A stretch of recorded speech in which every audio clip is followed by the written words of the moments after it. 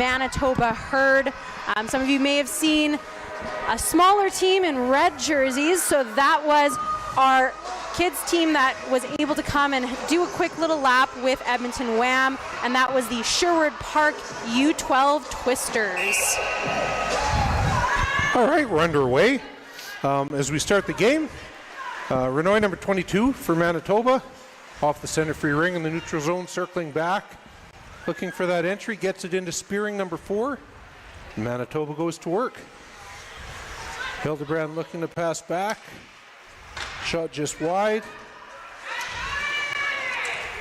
And Wham breaks out. Missy Mizuka, number 18, into the neutral zone for Bell. Back to Missy. Tries a back pass. Just outside the reach of her teammate, and it's Manitoba, number 22. Up to Spearing, number 4 in the neutral zone. Gets it deep to the offensive zone. Jamie Ferry from Wham is there first. Skating through that check. Out to her support player, Mizuka. Cross ice to Daylin Bell. Jamie Bell. Bell tries getting it deep. To Nina, number 9. For Wham, it doesn't quite get through. Oh, in by herself. Oh, off the crossbar. Oh. Yeah. That was Alexi Kavadas. Huge opportunity there for Manitoba Herd to really opening. Unfortunate error. And I was just about to say a great opportunity for Manitoba Herd to open up the scoring really early in this game, and they do with a very unlucky bounce going off the defenseman and in. Yeah, I think Kaylee Woodliff and net would like to have that one back. Yeah. But if she can reset, then we're good. Wham off that center free ring. We're a minute and a half in. They're down early, 1-0 to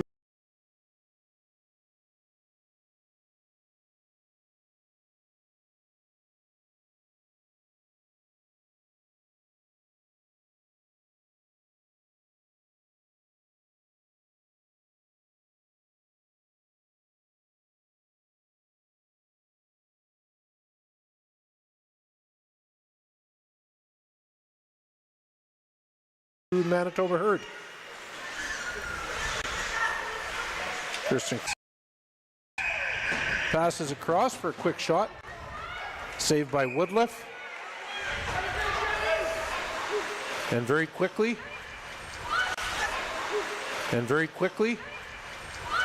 Annie DeBaggi breaks out. Edmonton. Pass is intercepted by number 17, Vance. She knew she couldn't touch it across that blue line, but the threat was there from Val Ketsup with Wham, so she opted to touch it and take the whistle. Very smart play.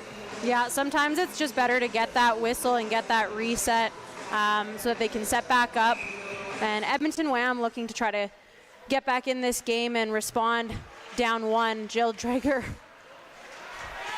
Stretches into that triangle with that backhand shot. Yeah, she's got such a long reach. It's very, very hard for them to check Jill when she's going in. She keeps her stick far away from them and is able to get those really hard shots from in the inside. Ketsa for Wham, into the corner for Drager. Edmonton Wham is cycling in that offensive zone to the near boards. Hard shot from Ketsa.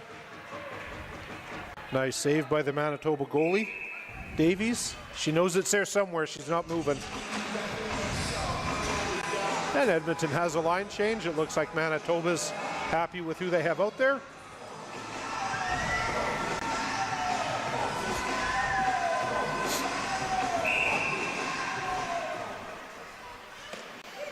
Daylin Bell tries a shot from the offensive free ring. That's blocked by the defense, and Manitoba quickly breaks out. Witherspoon gets it in. Battle for the ring along the boards. Daylin Bell comes back, number 6 for Edmonton. Gets it up into the neutral zone to her sister Jamie. Jamie's having a look, gets it deep. Trying to go back to Daylin Bell. Intercepted by Manitoba. Erica Lee for Wham, skating through pressure on her own blue line. Looking for an entry, there it is. Looking for Jamie Bell, just off the end of her stick. Now Daylin Bell has it, number 6. Back pass great inside. pass.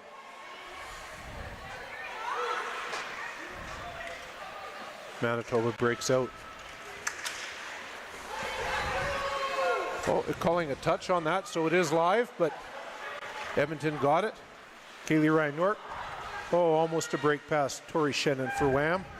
Just beyond her reach. Quick shot by Lauren Henderson, number 10 for Wham. They reset again. And a hard shot. Handled easily by Davies for Manitoba. Well, that goal again sure seemed to have woken up Wham. They started a little slower, but they're flying now. Yeah, I think sometimes that's all it takes is just like a little bad bounce and them to start getting going. And again, I was going to say from the beginning with Manitoba Herd, they are very strong with transitions and almost got their back door. But they are going to have a little bit more difficulty with a team like Wham, who does like to have a lot more harder man-on pressure, and it's going to cause some turnovers just like this and brings opportunities for Wham. Oh.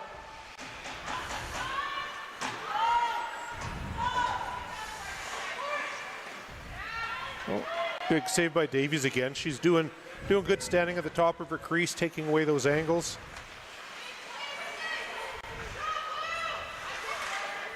Yeah, Davies was brought in during second period for Manitoba, not having started the game against RATH, but once she did come in, she has been playing really strong, very squaring up with the ring quite well and taking away those outside shots. Coming in is Jill Drager. Had the shot just wide. Oh, she got a reset, so the goalie must have got a piece of it. Setting up again, drop pass for Ketsa, winds up and shoots. Again, save for Davies. Looking to distribute that ring. Was not able to do it within the 5 seconds required, so it's plays whistle down, and possession goes back to Edmonton. Yeah, that's the second turnover on goalie-free ring for Manitoba. Again, Wham plays a very strong man-on, very aggressive defensive system, so Manitoba's going to have to adjust to it throughout their game.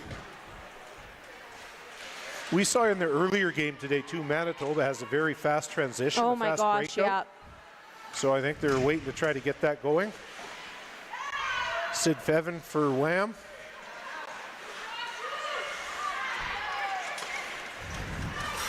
And there goes Manitoba in the neutral zone. Picked up easy by Jill Drager, the center coming back for Wham. Nice pass through her legs. To Ketsa, back to Drager. Yeah, Drager always finds crazy ways to keep the ring and make passes. She sure does. It's usually in her feet. Yeah.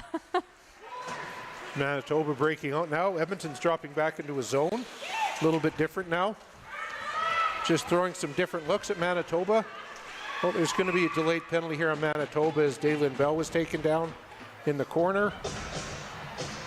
Let's see who's getting that. It's going to be number 81.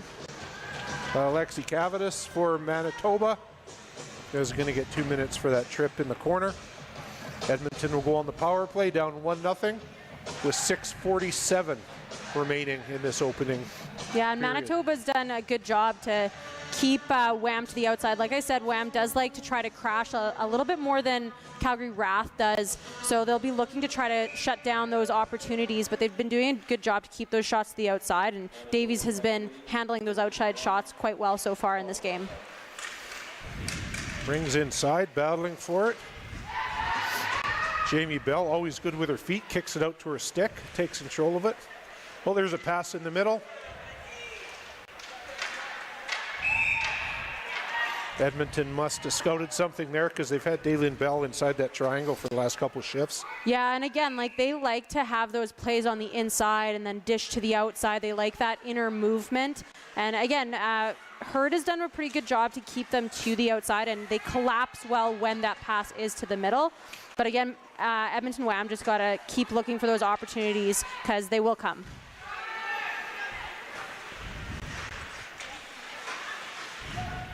Daylin Bell coming in low, trying the shot. Got a reset and a line change. Nope, pass intercepted by number 8 for Manitoba.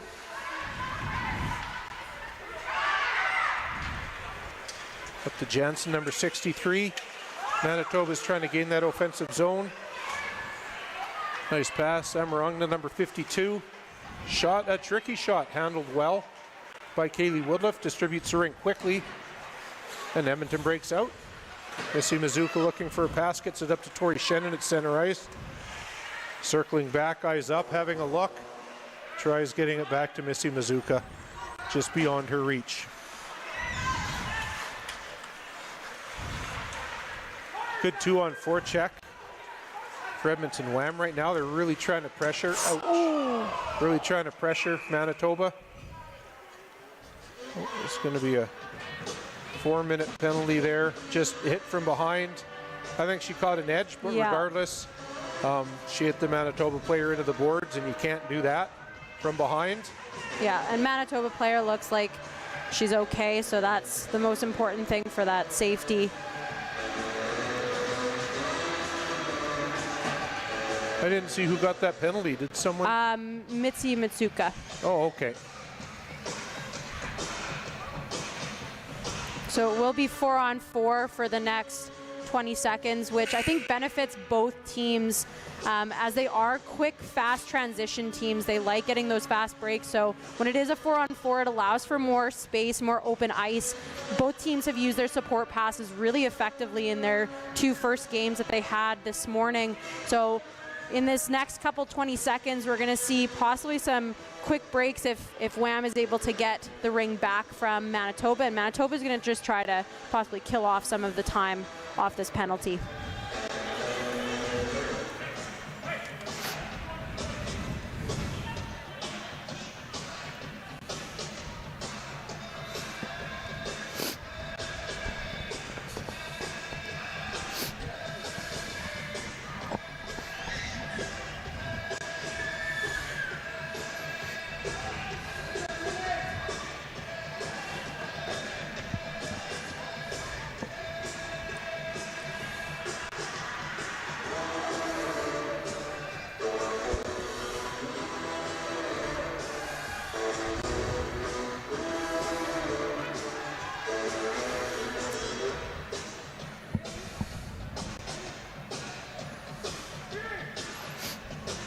Just waiting here as the officials talk down at the score clock. Yeah, they try to get things organized. Just trying to get the penalty displaying on the board. As it is a 4-minute penalty, they've got it on as a 2-minute right now. So this is always a good time when there is a little stoppage in play for players to kind of discuss their plan, especially offensively. You can see the Manitoba herd players discussing what they want to do. With 20 seconds, they're going to try to set something up before they have to go on the penalty kill. So they're just talking, again, a great time in these stoppages of plays just to communicate with your players, talk about what you're going to do. Excellent. No, exactly. Good point, Kaner. Well, they're sending Jill. Oh, they're sending Jill Drager to help with the scoreboard. Oh. Yeah, the Wham players have, had a really busy weekend because not only have they been playing, they've actually been, volunteering and doing score clocks and announcements. And I think that just goes to show the level of commitment that these NRL players have. They're high-level athletes. They're volunteers. They have to, talk with sponsors, try to build up money, and they all have careers as well too. So they are well-rounded players, athletes, and people overall. They sure are. There's cross-crease pass. Oh, off the goalpost. Yeah, I'm sure Jill Drager didn't mind going into the box and putting the minutes on there for Missy Mizuka either. They've grown up since U10 or U9 together, so yeah, she probably enjoyed that. Hildebrand from Manitoba with that offensive free ring. The Manitoba penalty's over. Players back on the ice.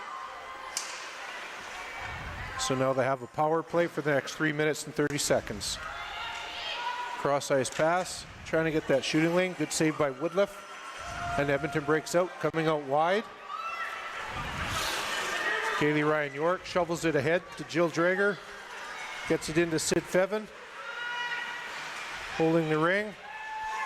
Nope, she stumbled there and went down. Ring comes up to the Manitoba player. Nice touch pass in the neutral zone to Hildebrand.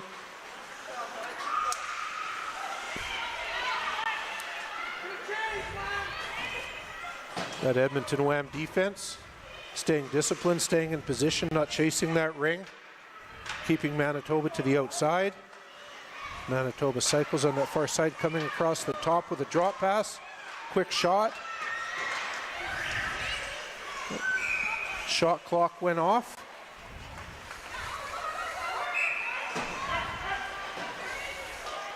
And So Kaylee Woodlift, Jamie Ferry, shoveling it to the half boards, over to Ryan York. Passes cross ice. Daylin Bell is battling for it. Two Manitoba players are on her.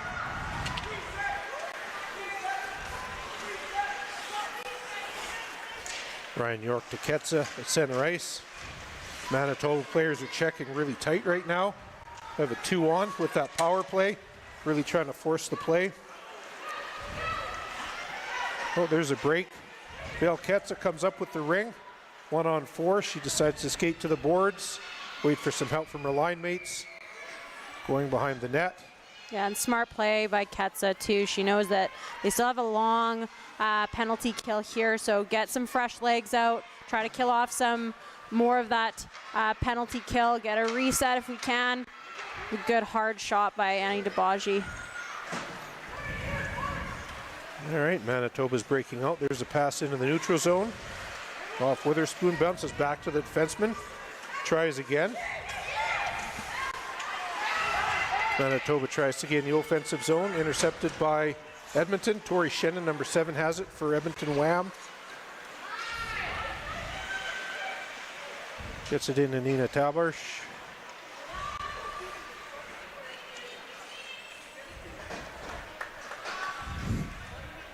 Taj Barsh with it again. Number 9 coming in up top, looking for a shooting lane. Hard shot, turned away by the Manitoba goaltender Davies. And she holds it for 5 seconds. Yeah, and I think that that's something that Manitoba is going to be probably talking about the next time that they're all together, just kind of cleaning up their goalie-free ring. They've had about 3 or 4 where they've been caught on it, so they're going to probably want to clean that up as the game goes, especially with the transition game that they have. They want it to start at the back end all the way through. Oh, cutting in, there's a hard shot from Jamie Bell. Good save by the Manitoba goalie again. They break out. Ring goes deep to Witherspoon, covered by Jamie Ferry from Edmonton. 28 seconds left on the power play for Manitoba. Ryan York up to Krochak. In the neutral zone, cross ice for Jamie Ferry, number 15. She gets it deep into Jamie Bell. Jamie passes it back to Ferry. Cross ice to DeBaji. Edmonton's changing on the fly. Drop pass to Annie DeBaji.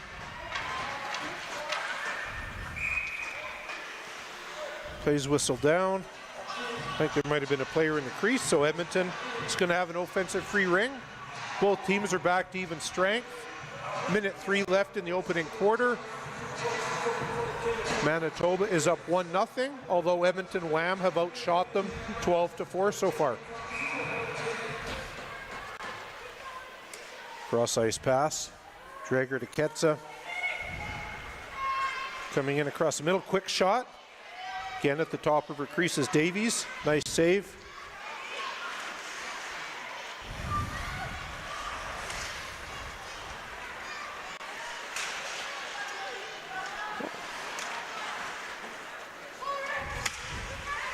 Edmonton re-enters the zone. There's Ketsa again along the boards. Stumbled, she's back up. Oh. Quick pass to Jill Drager, but she wasn't ready for it. Manitoba gets it and breaks out. Here we are in the neutral zone, 23 seconds left. Ketsa's got it. Into Sydney Fevin. Fevin drops it for Ketsa. Manitoba gets the ring in their own zone. Cross ice pass into the neutral zone. Crosses 2 lines. So Missy Mazuka gets it with a second left. Just finishes that first quarter. So here we are at the end of the first quarter. Manitoba Herd is leading the Edmonton Wham 1-0. Even though the shots favor the Wham 13-4. Yeah, I think for Manitoba, their star player right now is Davies. She's taking quite a few shots, and from players on Wham that have lethal releases. So she's been doing really good. I think their triangle as well has been playing a good system against Wham, keeping them to the outside, not letting them and allowing them on to the inside. And I mean, Edmonton Wham has had their chances. They've played the ring well. I think they've probably had majority of the ring possession, but now they just need to look to capitalize. Again, with the Herd, they've had a really strong transition game, and they're still doing quite well, but with Edmonton Wham, they are a more aggressive forechecking team, which has caused a lot of turnovers in the neutral zone. So I think if Edmonton Wham is wanting to get on the board, they just have to continue to play that strong defense. Good defense is going to lead to offensive opportunities, and they're going to look to try to tie this game back up here in the second.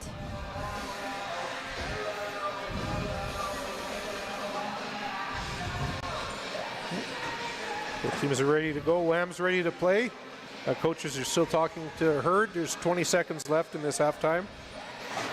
Well, and again, I can only imagine that the Herd is going to address just a little bit of their goalie-free ring, because they've had about 3 or 4 turnovers based on that. And again, because they are so strong with transition, they need it to start at the back end. They need that goalie distribution to be good to their defense to be able to gain each zone.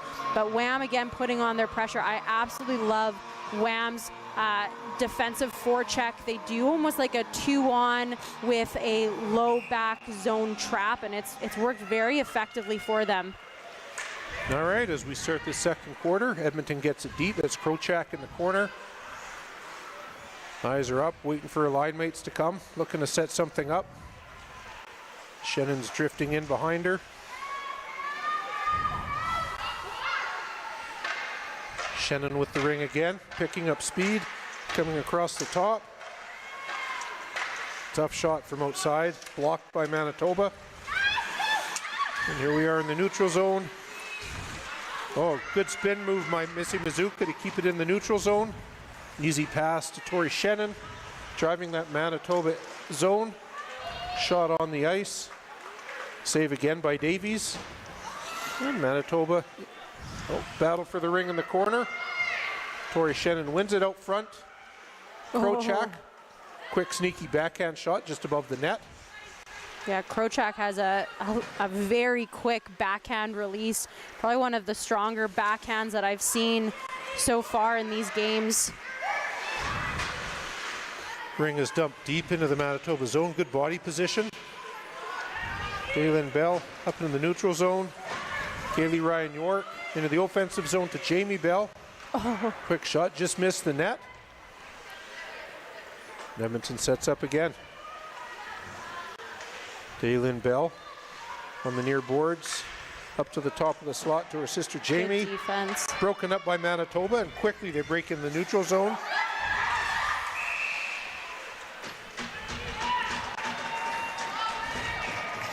This play is whistled down. Manitoba will have that offensive free ring.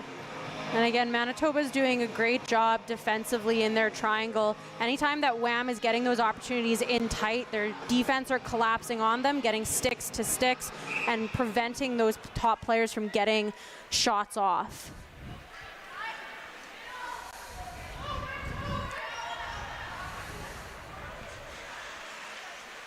Witherspoon with the ring. Stumbled there for a minute, but got it back. Now Vince has it. Manitoba tries that cross ice pass, broken up by Lee. Ring is chipped back into the Edmonton zone. And great Two job. bodies on the ice. Great job by Nina to track all the way back into her defensive zone. Erica Lee now on defense for Edmonton. Circling back up to Jamie Bell at center ice. Jamie does a backhand pass to sister Daylin. As they set up in that offensive zone, moving the ring around, trying to spread out that Manitoba triangle. Manitoba breaks out. Number 8 on her knees, gets up real quickly. And the ring goes into the offensive zone. Trying to see who that is with the ring. Oh, it was Hildebrand that had it. Left it for Spearing, who has the ring up top. Tried a shot. Grabbed by Kaylee Ryan York, number 16, defense for Edmonton. There's a pass in the neutral zone. Jill Drager. Could hear Tori calling for it.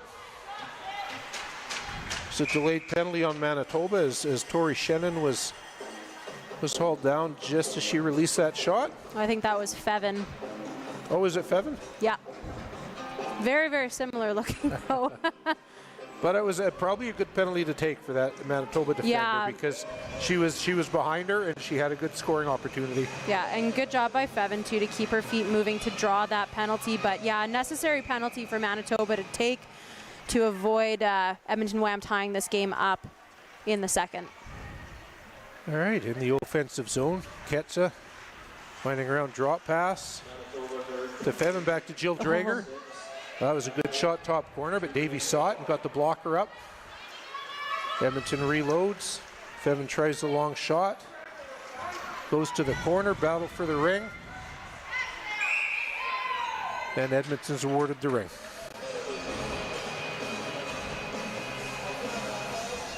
Yeah, and Edmonton's been piling on the pressure.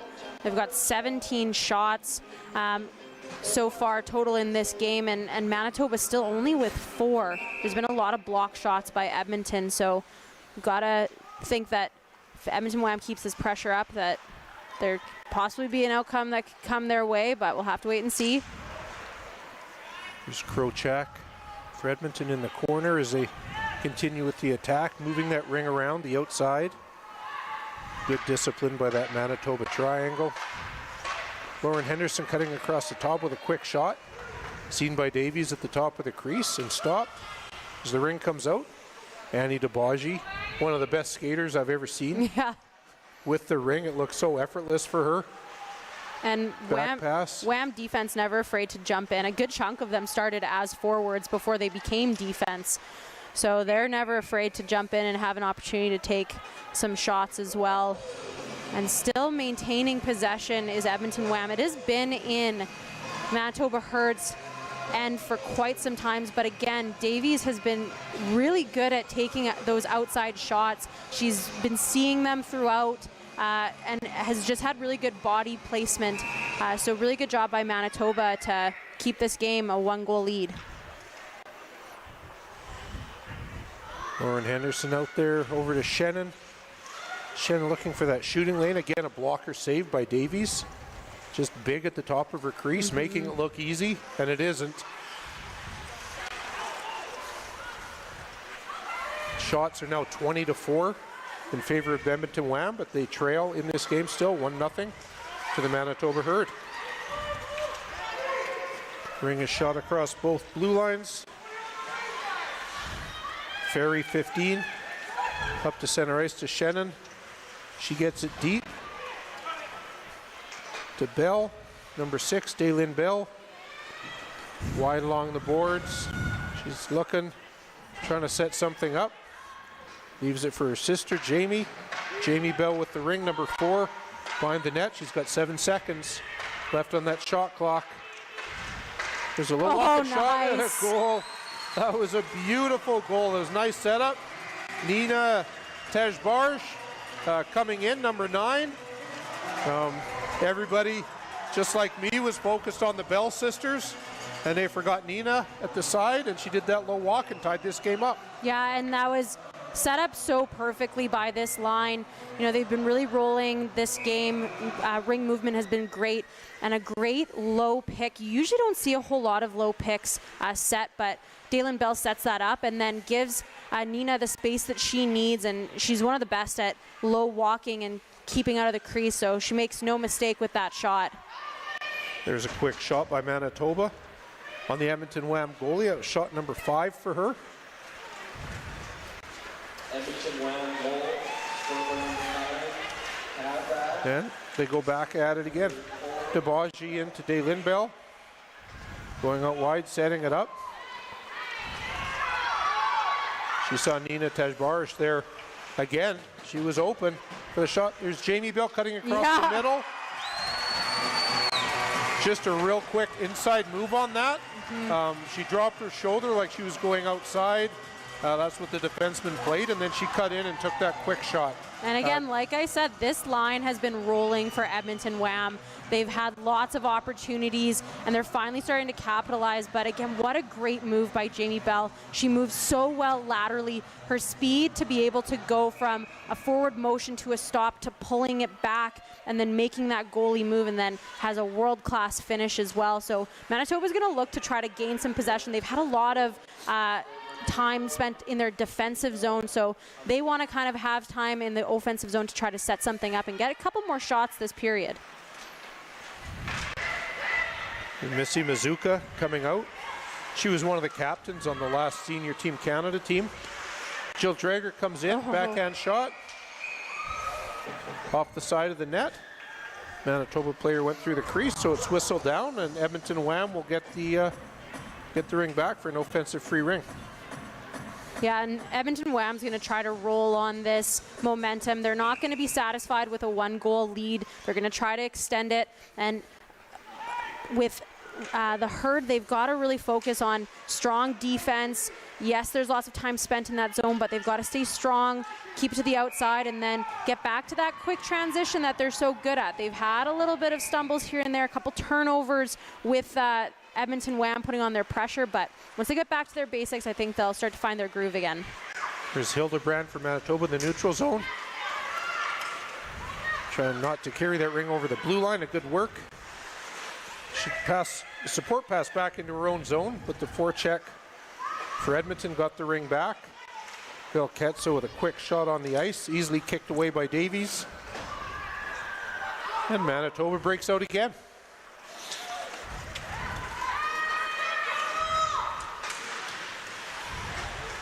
Battle along the near boards. There's Hildebrand, number 66 for Manitoba, behind the Wham net. Looking to set something up. Back pass. There's another drop pass. Manitoba skating around. They got 5 seconds left, trying to get that reset. It didn't work. Oh, the ring bounces out front. Oh, great reset. Yeah, a really good reset. There's Hildebrand again. Oh. And Hildebrand, one of those players that tends to sometimes prefer her backhand. She is another player that is very quick with her dangles, her stick movement to be able to drop a goalie from one side to the other.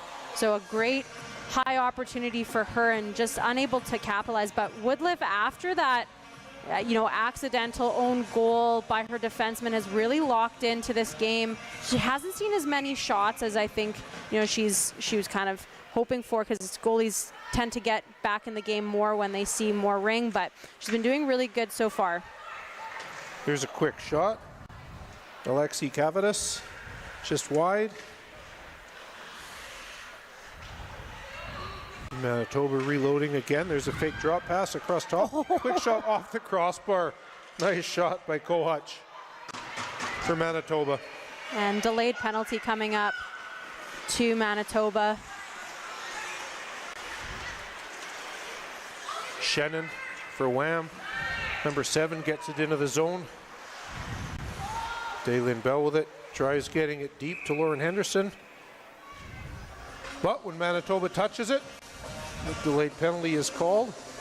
And coming to the penalty box is Alexis Kohutch. I didn't see the penalty. Yeah, no, I didn't see it either, but there's always little battles here and there, and the refs being so close to those players can sometimes see those little things that us up top might have missed. Offensive free ring. Daylin Bell looking for a shot. It's not there. Davies is saying not today. She was waiting. So Edmonton goes on the attack. Jamie Bell, number 4, turning around on the far boards, across the top to her sister Daylin. Having a look. Good defense from Manitoba, keeping them on the outside. There's a pick up top. And the backhand by DeLynn. She gets the reset. Out front again. Oh, just missed. It was Nina again who got the first goal for Edmonton. This line has been pressuring them hard today. Yeah, they've been causing many turnovers, which have been leading to their scoring opportunities. And yeah, Hurd just a little bit back on their heels here. DeLynn to Jamie Bell. Tries finding a shooting lane in the middle. Oh, they found Nina Tejbarish in the middle again. They like feeding her that ring in there. Got a good shot away, but a save made by Davies. And with a fresh shot clock, Edmonton goes back to work. Yeah. Doing a line change here, leaving it. Jill Drager now going in. Yeah, and smart line change here by Wham, getting fresh feet on. And Hurd is going to start sending some players to the line to get some switches with a tired triangle here, but they've been managing quite well. They're going to try to get out of this one. Ketsa, quick shot, turned away by Davies. She did get the reset though. So with 2:14 left in this first half, they have 23 seconds left on the shot clock. Great quick save. shot, nice save by Davies. She anticipated that well. Battle for the ring in the neutral zone. And quickly into the offensive zone as Ketsa, 17, drops it for Jill Drager. Oh, nice back pass. Nice passing by Edmonton right now, but they didn't finish. Sid Fevin with that ring.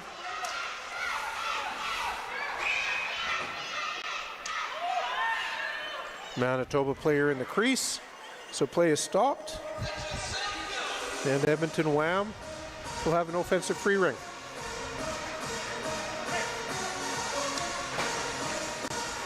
Yeah, and again, like I've said, this second period has really been dominated possession-wise by Edmonton Wham. And good job by Manitoba Hurd that they've only gotten 2 goals so far, so defensively they've still been playing pretty good. Davies, again, standing on her head, making some really clutch saves for her team to keep her team within 1. Where's Shannon to Krochak for quick shot. Blocked by the Manitoba defense. Out front to Shannon. She's going to take it wide and set up again. Backhand shot. Handled by Davies, quickly distributes it. And Manitoba starts breaking out of their zone. Great stuff. Witherspoon 71 at center ice. Gets it deep. One-on-one battle. Vince with the ring. Kicks it out to Spearing.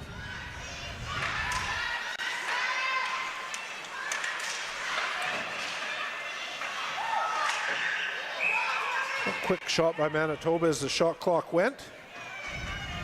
But it hit the goalie before it sounded, so Manitoba will get that offensive free ring with 42.6 seconds left in the second quarter. Yeah, and this is where Manitoba really wants to use all 42 of these seconds. They'll have a full 30-second shot clock, so use that full time. Just get some possession down in Edmonton's zone. They haven't had a whole lot this second period, so try to use the full clock and then see what opportunities can come from that. All right, on the far half boards, Manitoba, there's a shot blocked by Erica Lee, the defense. Didn't get through, so no reset on that shot clock yet. Hard check by Daylin Bell at the Ringette line. Both teams battling hard. Manitoba gets it. Esperance, nice back pass. Oh, great save. Kaylee Woodliff slid across, made that save. Good play by Manitoba there with 10 seconds left. Yeah, great opportunity for Manitoba, and that came from just relentless forecheck, but unfortunately they're gonna go on the penalty kill again coming into the third period after the half. Yeah, there's a delayed penalty on Manitoba here. So at the half, the Edmonton Wham lead the Manitoba Hurd 2-1. They've outshot the Hurd 30-8.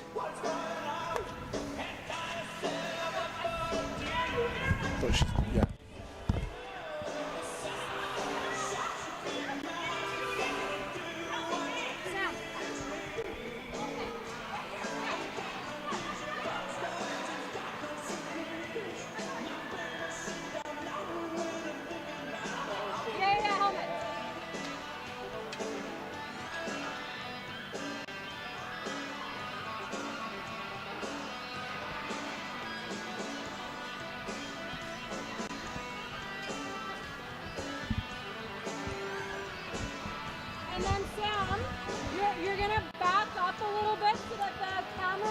can see you.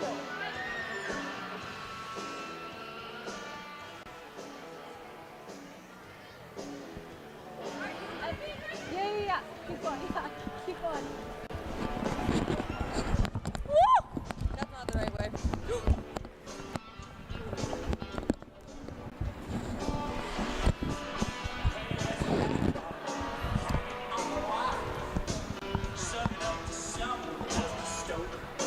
Good.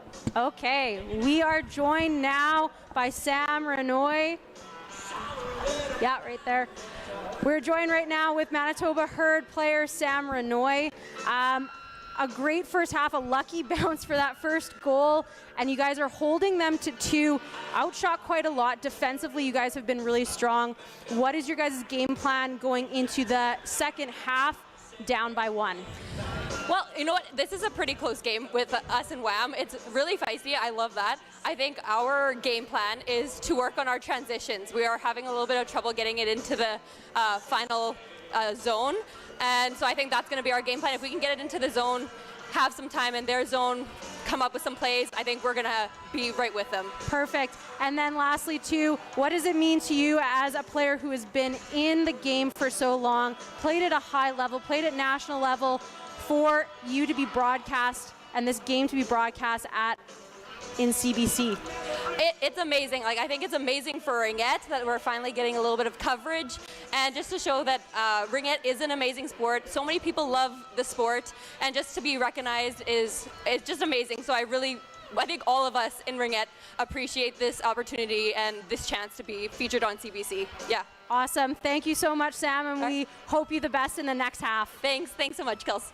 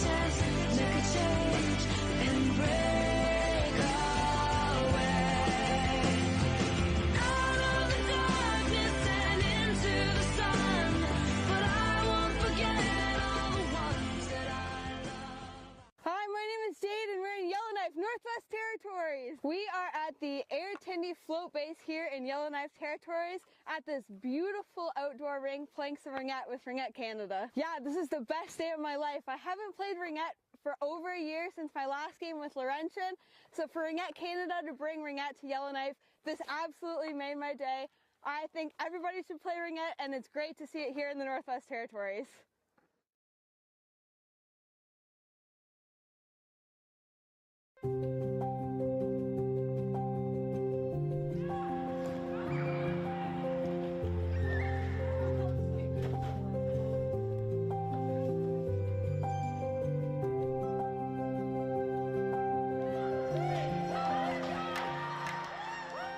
Ringette Canada est fier d'être le premier organisme sportif au Canada de s'affilier au Ability Center sous la bannière de Mixed Ability Sport Canada.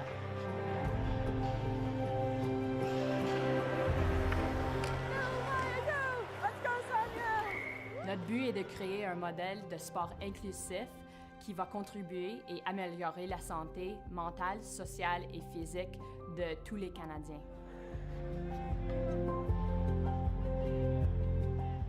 We started the first Ringette team for children of different abilities, children with physical and cognitive disabilities. So that's how it started, and then it just evolved to having no barriers to participation, and now we are a mixed ability team where we have all levels, all ages of participants, and it is absolutely amazing. Good job. You at it. You're a rock star. RFA has given our kids an opportunity to play with a bunch of kids and build friendships that they wouldn't have otherwise had. It's been a real booster for her to feel like she's part of a group and that they're having fun and they're playing, they're learning. Yes.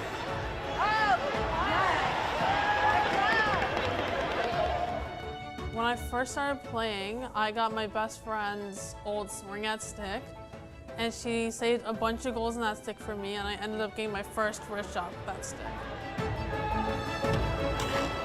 Il y a un impact sur la confiance de soi, sur notre santé mentale, notre santé physique, mais sur une équipe d'habileté mixte, ces bénéfices sont amplifiés encore plus. Nous avons un groupe complètement divers depuis les dernières quelques années. Nous avons des enfants avec handicap cognitif, handicap physique. A lot of our skaters are just learning how to skate, which is a good thing. I just love how they're developing every single season. We'll need you out there anyways. Yes. Right? We'll need you out there. All right. Now remember the volunteer goal.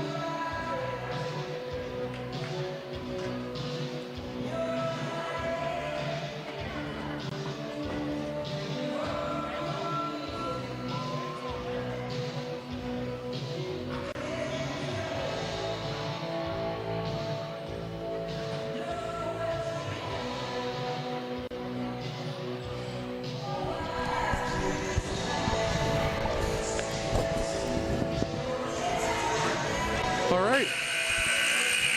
Welcome back, everybody, to the second half of this game with the Manitoba Herd and the Edmonton Wham.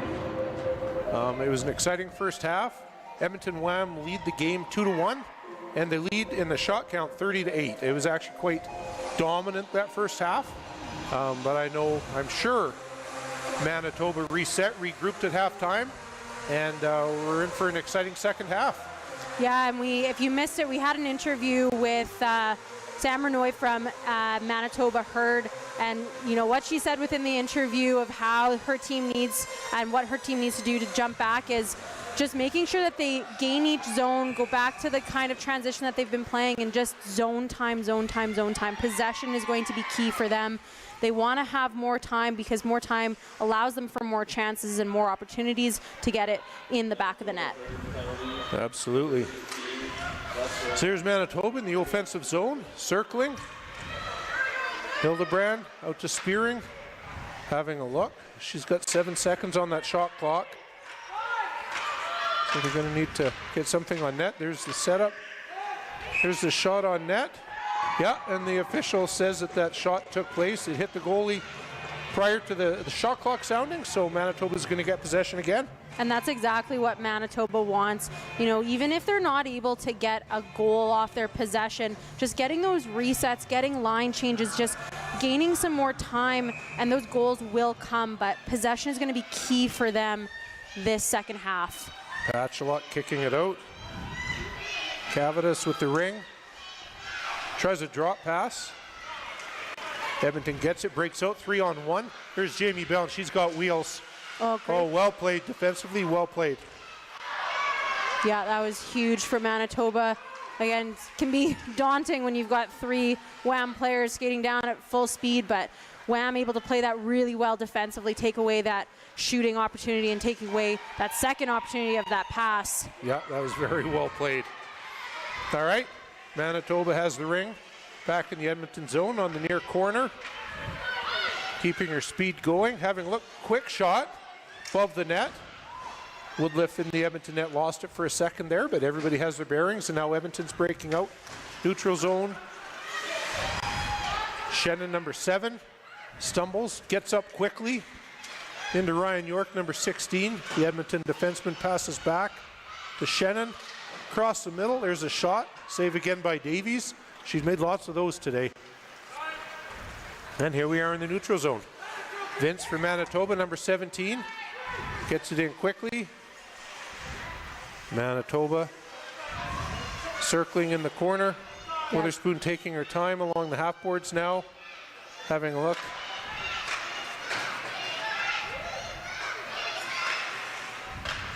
Four seconds on the shot clock. Just slides it into the goalie. Easily handled by Woodliff, and Edmonton breaks out. Ryan York. Krochak at center ice.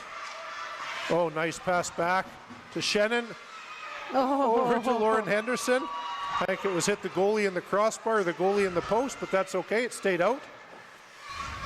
Henderson has it back. Back pass across, looking for Jill Drager. Drager with it now, coming across the top. Drop pass to, return drop pass to Henderson. Misses it, Henderson's going off. There's Sid Fevin getting into the middle, there's a shot. Battle at the edge of the crease. Sid Fevins, look what I found. She tried a shot there, but it was stopped. There's a delayed penalty on Manitoba. After the Edmonton player was knocked down, there's a delayed call.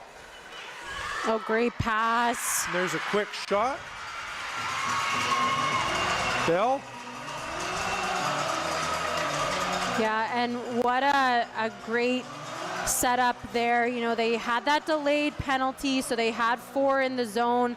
And for Fevin to be able to get that pass from high to low from a cross angle, you know, looking for Manitoba to take away that passing lane, but for her to get that pass down, and then that's like a near 100% opportunity goal and puts it away, no doubt about it. And now Wham is up by 2. Right. Manitoba on that center free ring. They gain the zone. Cycling now in the Edmonton zone, looking for an opportunity. Lots of time still on the shot clock. Number 18 having a look. She sees Hildebrand up top. No, quick sneaky shot. That was a good chance. Good save by Woodliff. And there's Ketz at center ice. Nice pass from Jill Drager. Ring goes into Sid Fevin. Quick shot, big pad save. Davies for Manitoba.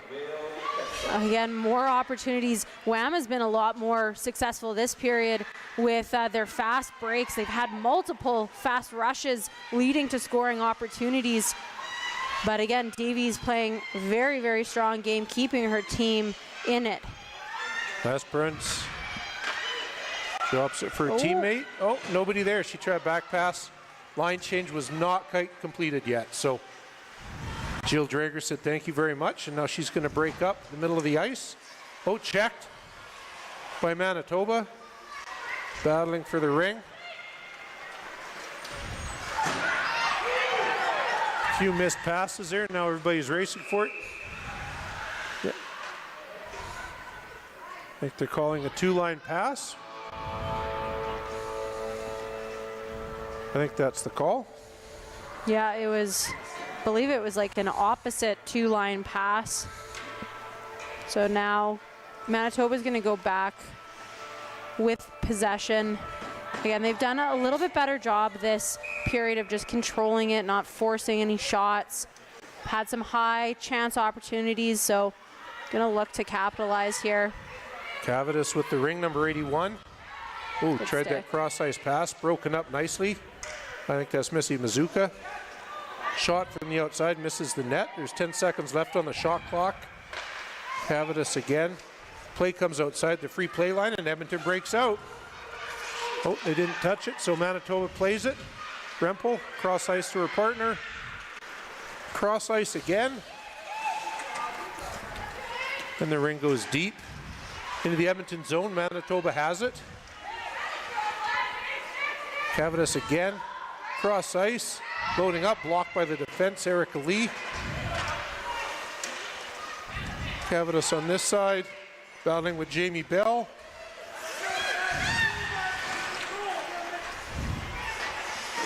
Quick shot saved. Again, top of her crease by Woodliff. And Edmonton breaks out. There's a break for Tori Shannon. Nice. Top corner, nice shot. Just, this is a veteran team that has played lots together. They know where each other is, and it was just nice tic-tac-toe passing. You know? Yeah, and it's helpful to remind those that are watching, Edmonton Wham is a back-to-back national champions for the last 2 years. So this is a top team that, again, like you said, just has this chemistry that's ingrained. They've got systems that they've perfected over the last couple years, and systems that they, you know, execute with near perfection.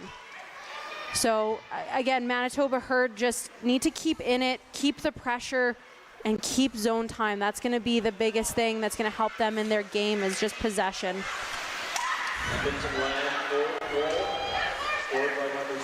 It's Manitoba in the Edmonton zone, looking to set something up on the outside, cycling. 20 seconds left on the shot clock, lots of time. Vince gets it down low to Witherspoon. Score is 4-1. Edmonton Wham currently leading the Manitoba Herd.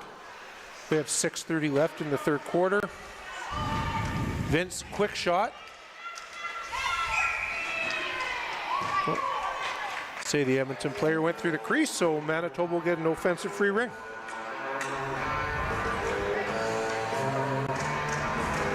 And again, they've done better this third period with maintaining possession. Still not high quality opportunities to put it away. They've been taking quite a few outside shots that Woodliff has been able to see. So I'd like to see them try to mix it up, make Woodliff move laterally a little bit more, and kind of open up some more high-risk opportunities to take those shots. There's spearing for Manitoba, just outside the free play line. She has some room to skate, so she's going to use it. Passes back to Jansen.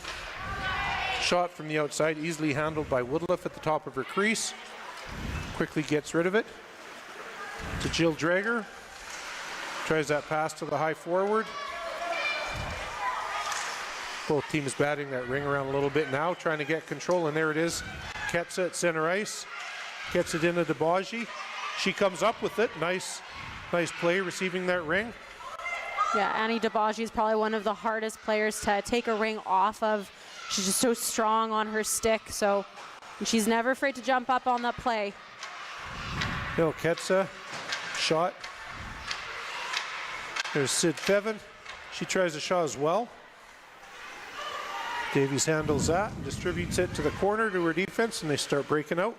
Yeah, and Wham backing into a zone defense now during this third period. So we'll see how Manitoba reacts to that in their transition game and breakout game.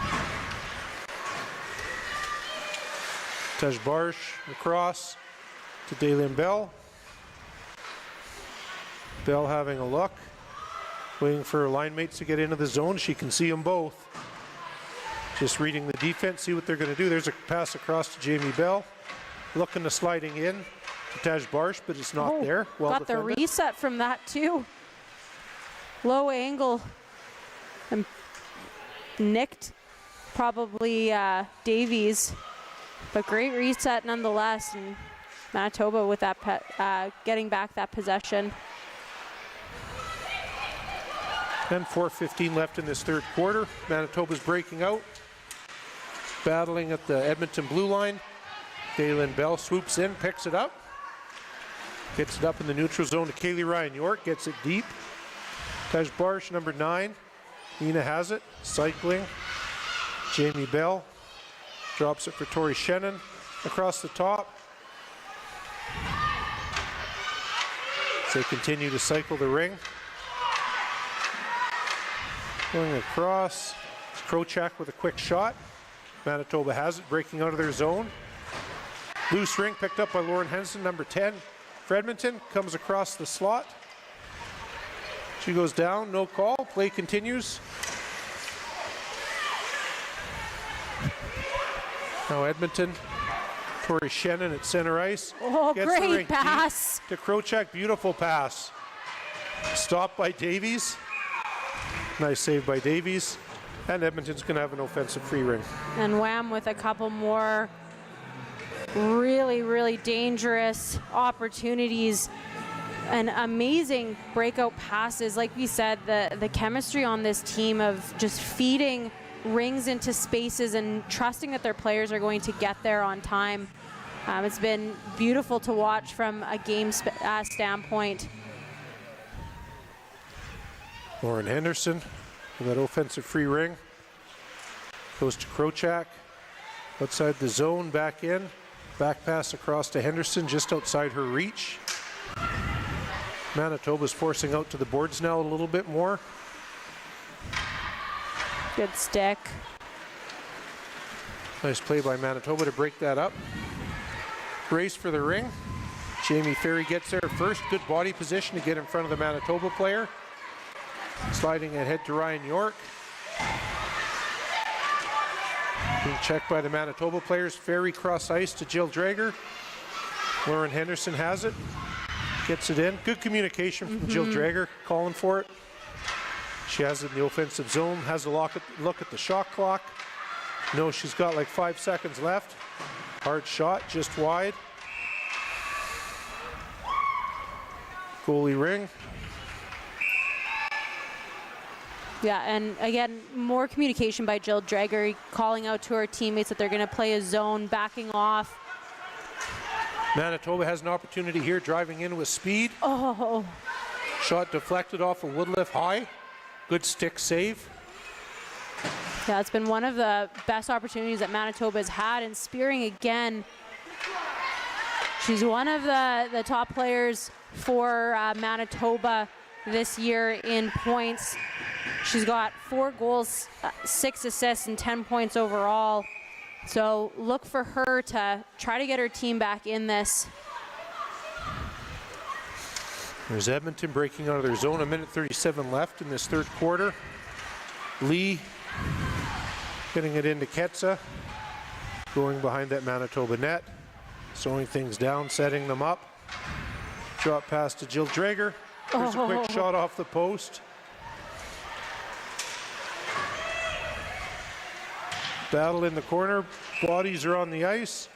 It's going to be a goalie ring. And good battle there. That's, I think, what Manitoba is just missing a little bit is just that fire and that, want for any loose ring. They just need to start really winning battles and try to gain some momentum. They've still just been playing a little bit lackluster the last little bit. And again, we've seen them when they've played with that fire and how well they can be. So just need to slow things down and look for some opportunity to change the momentum here, because Wham again doing well to dominate this third period. Behind the net, Cavadas coming out of her zone into the neutral zone. Battle on the near boards here. Manitoba gets it deep, 35 seconds left. They've gained the Edmonton zone. Try to set something up here before the end of the quarter. Cavadas 81 again. Oh. Kohutch quick shot. And there's Missy Mazuka, number 18 for Edmonton. Cross ice her defensive partner Ferry. Moving her feet. Always moving her feet, that kid. Jamie Bell with the ring. Cross ice 2-line pass, so Edmonton can't play it till Manitoba does. And that ends the third quarter with the Edmonton Wham leading the Manitoba Herd by a score of 4-1. Shots on net are currently 42-15 for the Edmonton Wham. Yeah, and that last little play by Manitoba Herd might not have seemed like it was anything special, but their man-on coverage was really, really strong, and it caused, a rushed Edmonton team to make a turnover, and that's what they need going into this fourth and final period. They need that fire, they need that drive, they need to win those little battles if they're wanting to gain some momentum, but they've been just very flat-footed, and Edmonton Wham is a type of team that will take advantage of those opportunities if given. So I think if you're the Manitoba coaches, that's what you're trying to do and trying to talk with your team. Just settle them in, make sure that they're fired up, and just giving it your all in that fourth period, and Edmonton Wham just continuing to play their systems the way that they know how to. I think that they've been doing a great job. They make it look so effortless, and for those of you that are watching and maybe new to Ringette, it is not like it is unbelievable how well they are playing during this game, and they're putting on one heck of a show here. So we'll see what fourth period plays, though. We've seen in the last couple games how quickly a game can change in a fourth period, how a team can be behind and then get some momentum and then come back. We saw it with BC, where in the fourth period, Edmonton Wham did let off the gas pedal and let them back in to get closer. So we're going to see if Edmonton Wham can continue. They shouldn't be complacent, and Manitoba Herd going to look for some kind of fire to ignite and get them back in this. All right, we start this fourth quarter. Edmonton with the ring, getting it in to the Manitoba zone. Benoit kicks it out, and Manitoba's breaking out quickly. There's Vince, number 17, at center ice. Lead pass to Witherspoon, just outside of her reach. But they gain possession. They're going to set up. It's like you said, it's just a 4-1 game. It's still anybody's game. So Manitoba's just got to settle in and just one goal at a time. That's all they need to do. Yeah, and I think they just need one. They just need one really good play and goal just to get them back to life in this game. Edmonton at center ice. There's Shannon getting it deep. It's on net. Easily stopped by Davies, of course. She quickly distributes behind the net to her player. It's Renoy, 22, with speed coming out of her zone.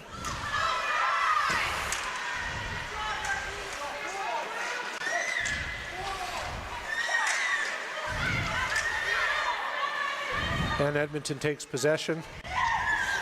Kaylee Ryan York having a look. Slides it in, nice easy pass. Spin move by Krochak to gain the zone down to Lauren Henderson. And Henderson to Annie DeBaji. Quick shot, sneaky shot on her lead foot. Missed the net though. Manitoba has it. Up to center ice to Hildebrand. Battle in the neutral zone. Manitoba gets it. Nope, still scrambling for that ring. Who's going to get it? We're going to get a whistle. And it's going to be Manitoba's ring. Yeah, and Edmonton Wham doing, again, another good job of clogging up that neutral zone. They're more aggressive forecheckers than what Herd would have seen with RATH. So they need to just gain each zone and not force passes, because the more that they're forcing it, the more frustrated players can sometimes get. So just take it one zone at a time, take the time that they need in that zone, and look for shooting opportunity. Quick shot by Manitoba, blocked by the defense. Kaylee Woodliff, the defense. Oh, bad break there. It goes into the feet of the official. Hildebrand gets it, tries to score, but Woodliff shuts the door. And Manitoba continues with 10:40 left in this fourth and final quarter. Down 4-1. Hildebrand coming across the top. Both teams battling. And we have a stoppage. Could be an offensive free ring. Yeah, another almost kind of bad bounce there for Edmonton, but great job by this line for Manitoba Herd, producing probably one of their best opportunities so far here in the fourth. Hildebrand, again, is a very dangerous player down low, so that she was really hoping to pop one in there. Let's see if the Herd can continue on this tiny little bit of momentum that they've gained in the last couple minutes. Cross ice pass, quick shot blocked by the defense of Edmonton. Scrambling for the ring. Someone's going to get it. We have a whistle. It's going to be goalie ring. Haley Woodliff, goaltender, fakes her distribution. Where Jamie Ferry struggles with it. Battle in the corner, and Edmonton breaks out with it. Cross ice, Jamie Bell into Daylin in the middle. Couldn't quite pick up that pass. She has it now. Along the board, she's just going to control it here. They got 20 seconds on the shot clock. No rush. DeBarge back to DeBaji. Danny DeBaji having a look. Back pass. Oh, quick shot. Sort of surprised the goalie. Didn't hit the net though. So shot clock goes off and Manitoba will have that goalie ring. Davies with it. Easily gives it to her defense and they break out. Quick up in the center ice. Oh, Witherspoon, great pass. 11. Oh, they got behind the Edmonton defense. Interference on Manitoba. And what she did there, for those who haven't watched, you can't take your hand off the stick and push the defending player away. And that's what she did. And the official was right there to call it. Yeah, and tough break there for Manitoba Herd. You know, they go from having a great opportunity with a fast break and just a bobbled ring and then ended up with a penalty. So not exactly what they wanted, especially with an Edmonton Wham team that, you know, has a great power play. So they're going to look to try to survive these 2 minutes in the penalty kill. Edmonton in the offensive zone. Lauren Henderson kicks it out to Krochak behind the net, staying out wide, using some of that clock on the outside. Manitoba is playing conservative and staying tight, so Edmonton's using that outside ice. Trying to sneak a shot through to Lauren Henderson, picks it up. Quick one-timer, stopped. Manitoba bench quite vocal at this point in the game, but everybody's continuing to play.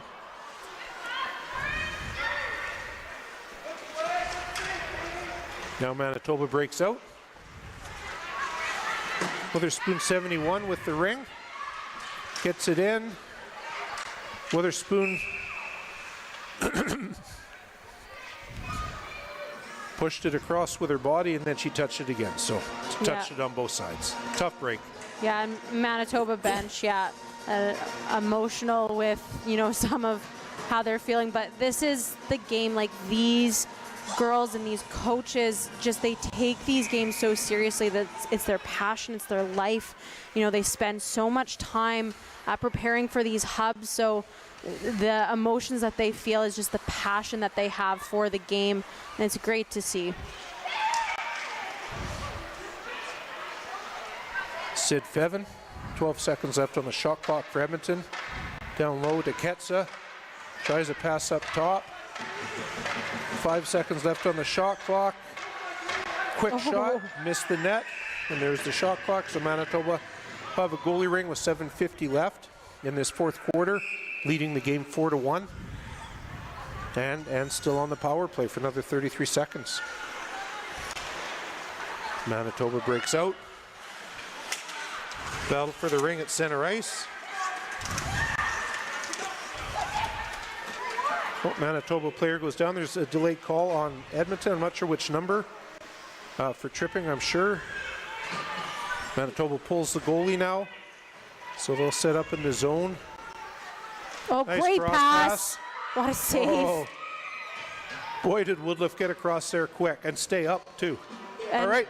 What a play there by Manitoba. And like I said, Hildebrand likes to, you know, migrate into that low post area and got the quick release. I think she would have liked to have it a little bit quicker, but great opportunity. And now Manitoba going to look to try to get this game back within their grasp. A 4-1 game is still within their reach, but they're going to have to really fight to try to get that second goal. All right, Manitoba cycling in that offensive zone. Tried the cross-ice pass, picked across by Lee, the defenseman for Edmonton. Over to Missy Mazuka. She goes behind her net and starts up the middle of the ice. Looking for an outlet pass. Battle on the near boards down here. Manitoba wins it. Quickly across ice. Gains that Edmonton zone. Quick shot. I couldn't see who that was. Oh, Patcheluk with the shot. They're going to get an offensive free ring. So Kelsey had mentioned how Edmonton has won the last 2 national championships. They really are the flagship, team in the National Ringette League. So far this century, they've won 10 national championships, 5 silver medals, and I think 3 bronze medals. So they've medaled at 17 of the last 22 national championships. So really a strong team and a strong culture.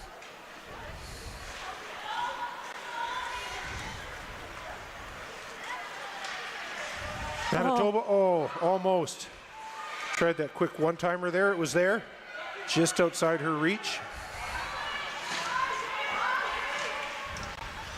Cavadas across ice. Quick shot, turned away by Woodliff. Edmonton gets it. Jamie Ferry turning back, looking for an outlet pass there. It's not there. Good forecheck by Manitoba. Not letting Edmonton out of their zone. Ring comes to center ice. And there's going to be a delayed penalty here on Edmonton.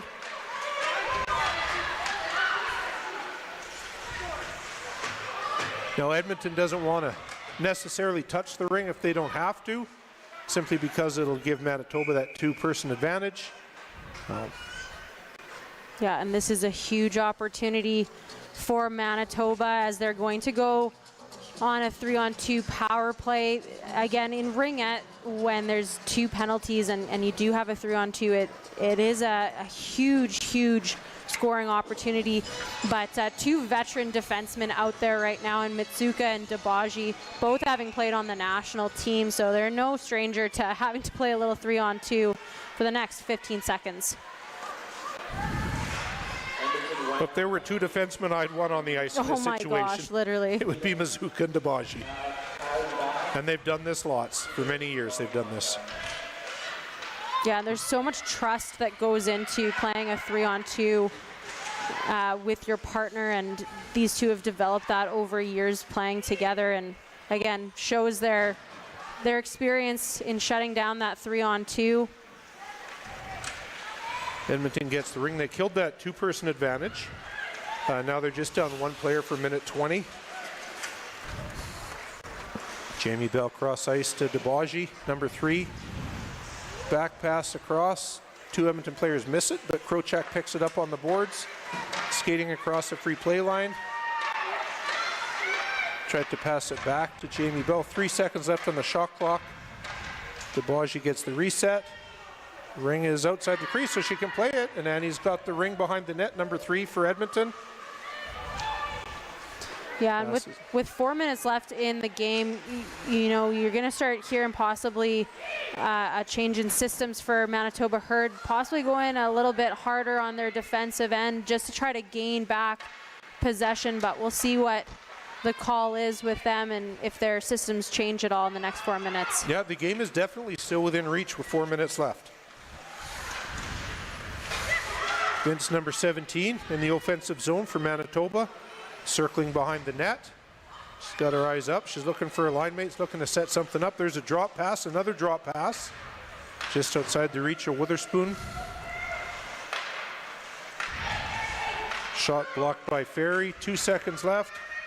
Oh, a little bit of soccer play there by Woodliff. Manitoba gets their reset on that soccer kick, so I'm sure they're pleased with that.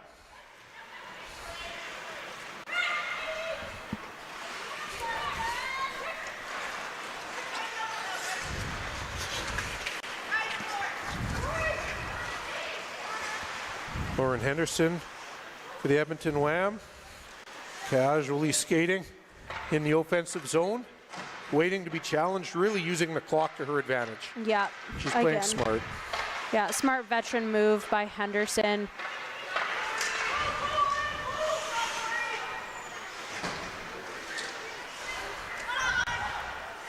Lauren Henderson with the ring again, just passes back a zone to Dabaji.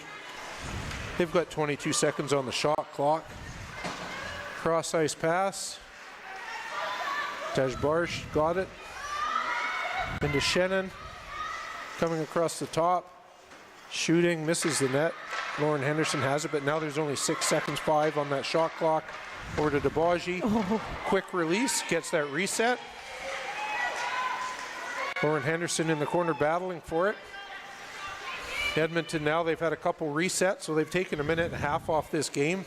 Yeah. Jill Drager just waiting at the boards, using the clock. Manitoba doesn't seem to want to come out and pursue her.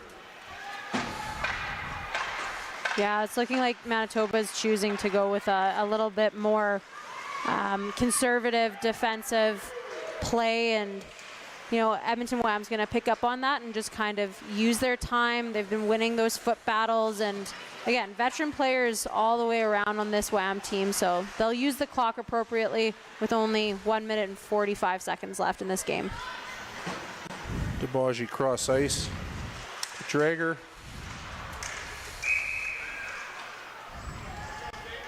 Tries cutting in front of the net. Goes through the crease, so Manitoba will get it back with 1:37. There's the ring to Jansen. Coming up the middle of the ice, Edmonton's dropping back into a zone now. Just trying to plug up that neutral zone a little bit, making sure they don't get caught on a fast transition. Sid Feven driving one-on-one. Oh. Nice try for Sid Feven. Well played defensively by Manitoba.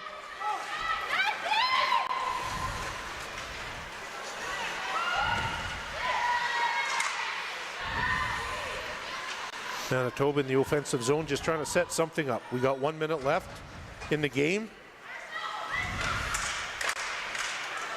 Player driving, drew a penalty. I think that's, well, can't tell, but Spearing has it now, waiting for line mates to come. They've pulled the goalie, so they'll have 4 in the zone.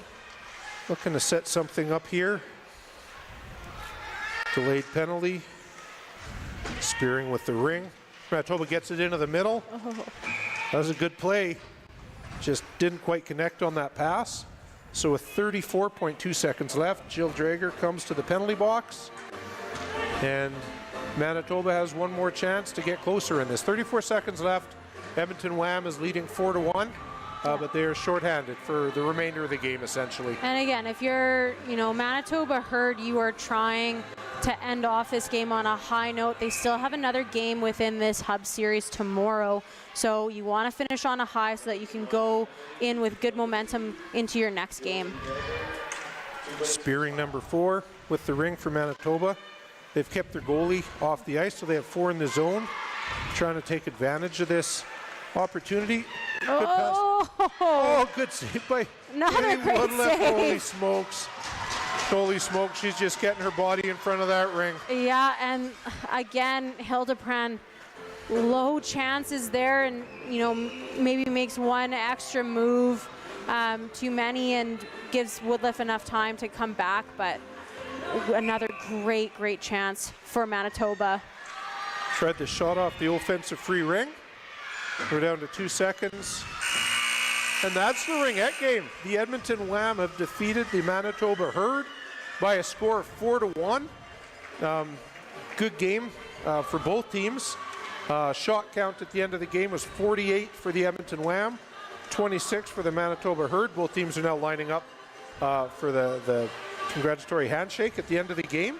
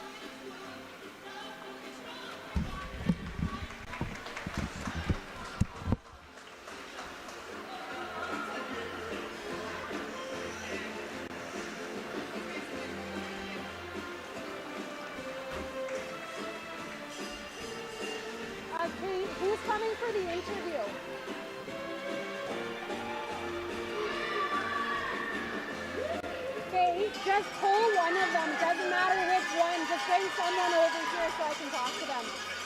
Yeah, over here. No, just at the ice. You've got the...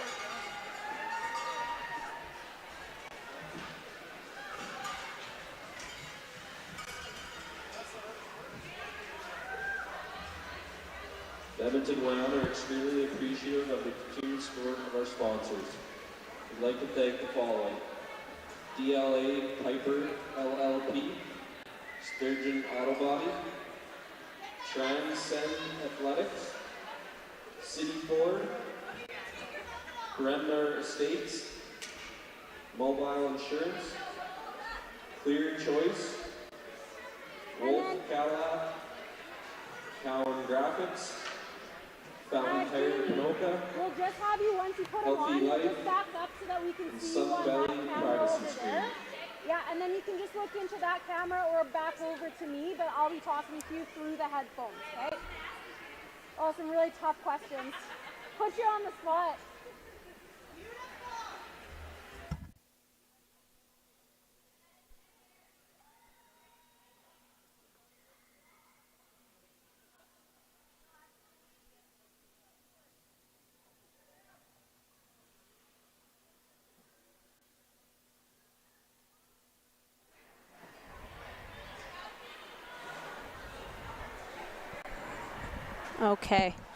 Okay, we are joined here by Jamie Bell at the end of an amazing game. Great game, Jamie.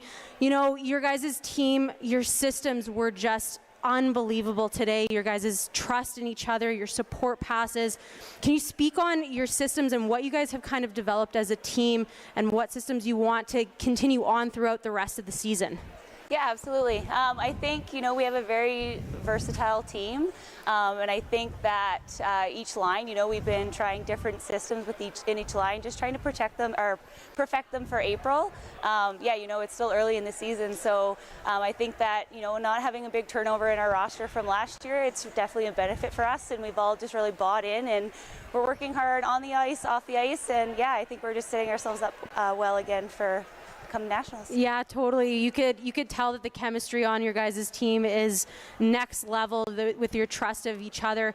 And now your last question, I've been asking all of the players that have had the interview, what does it mean for you as a player who has been in the game for so long, played at a national level, to be broadcast on CBC for the first time? Oh, it's huge. I think, growing up and being involved in the game so long, this is kind of what we've dreamed about, and this is the best way to get exposure for, communities around the world and, in our country that maybe don't have access to Ringette in their public association. So, yeah, I just think this is a great step for us and a step in the right direction. Perfect. Thank you again so much for joining us, and best of luck in your next game tomorrow. Thank you very much.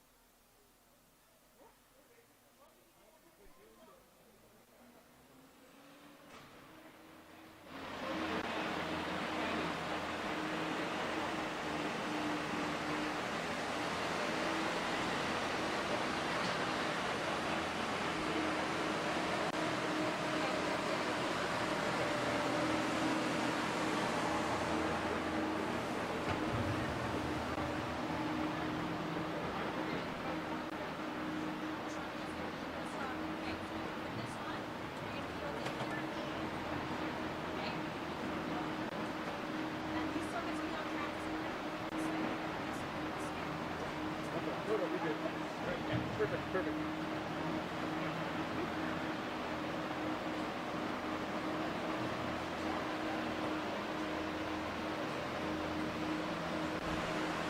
Perfect. Okay, we are also joined here by two lovely little ladies. I would love to know, what is your names, and then what team do you play for? My name is Ellie, and I play in Fort Saskatchewan IC12A. Perfect. And what is her name? You'll speak through. My name is Haley. I play for Fort Saskatchewan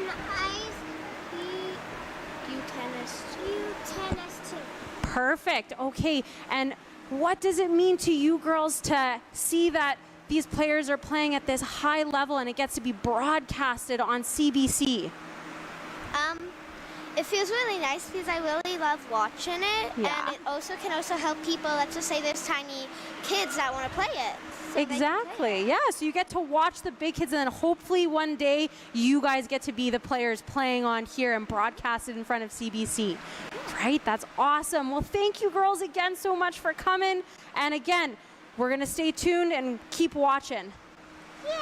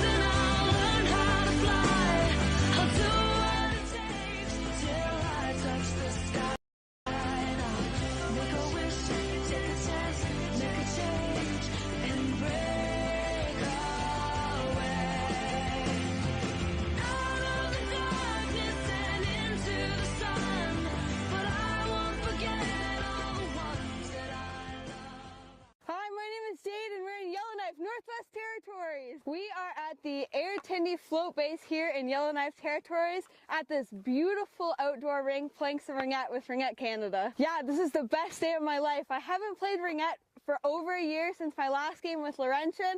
So for Ringette Canada to bring Ringette to Yellowknife, this absolutely made my day. I think everybody should play Ringette, and it's great to see it here in the Northwest Territories.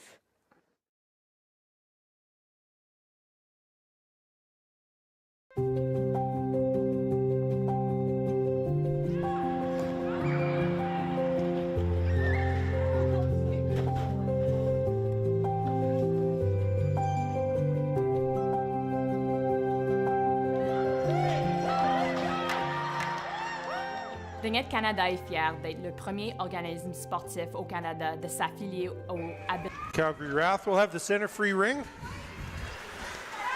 Out to Wheeler. Into Caitlin Yolden. Quickly. Oh. Tried kicking it out to Gillespie for a one-timer. That would have been a good way to start a game. Yeah, Calgary RATH coming out hot right now. Just firing on all cylinders and kind of catching Heat off guard a little bit. Heat trying to get their footing under them and get a transition break here. Into the neutral zone is Ryan for Saskatchewan. Skating to open ice. Passing it in. The Scar. Oh! There you go. Boy, did they respond in a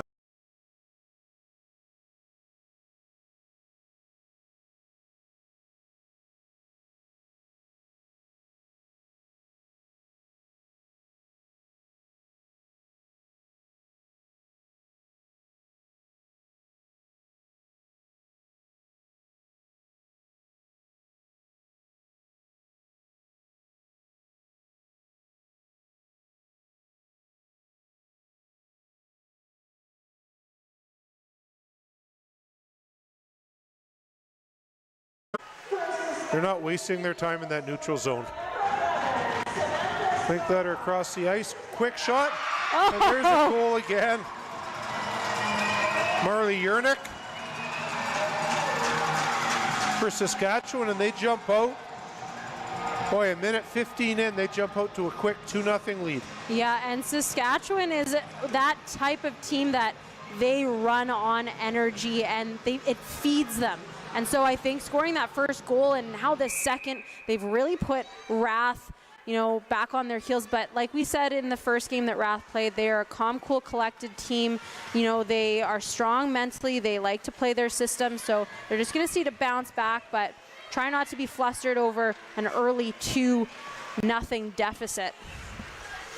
Calgary in the offensive zone. Exner across to Sauvé. Sauvé back to Exner. Having a quick shot. Polly Kozan, the goalie for Saskatchewan, out at the top of her crease, easily made that save, and Saskatchewan breaks out. Coming up the middle of the ice is Saskatchewan. Cross ice pass. Harum across the ice again. Drop pass. Coming in Jones. Quick shot just wide. Oh, it hit the goalie, so they got a reset. Jones again, number 15.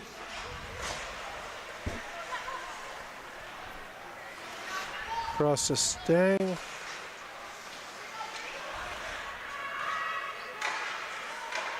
Oh, gets the ring in the middle to Jones. Battle for it. Yolden for Calgary comes up with it. Behind her net to the corner. Coming up. Nice easy pass into the neutral zone. Calgary gets it in. Here's Yolden again, quick shot. And scores on the give and go with Anderson. So Calgary, just that quickly, pulls back within one. The score is 2-1. Saskatchewan Heat over the Calgary RATH. Almost 3 minutes into this game. Yeah, and I think it's going to turn out to be a very, very fast-paced game so far. Again, RATH doing a good job to not get down on themselves after being down 2-0. Go to easy passing, and Yolden, a top-class player, makes no mistake with Carter putting for it. Saskatchewan carried the ring on both sides of the blue line there. You can't do that in Ringette. You have to pass across each blue line. So plays whistle down and Calgary will get possession of it.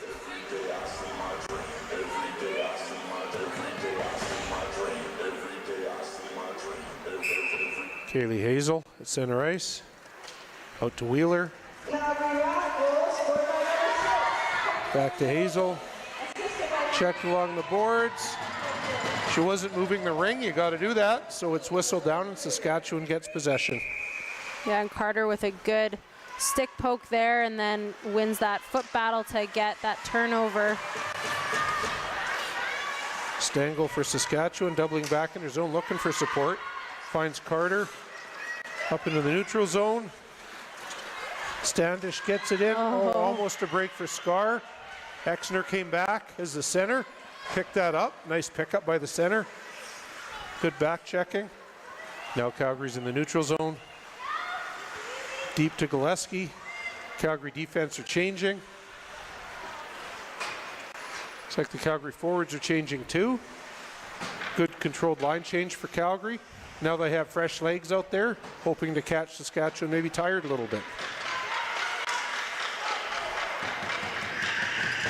There goes the shot clock.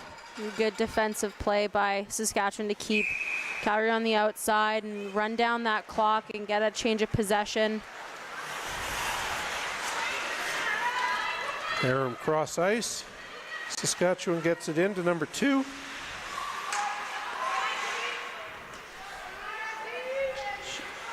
Shanafin to Linklater. Golden, the Calgary goal scorer. Easily into the neutral zone to Brewster.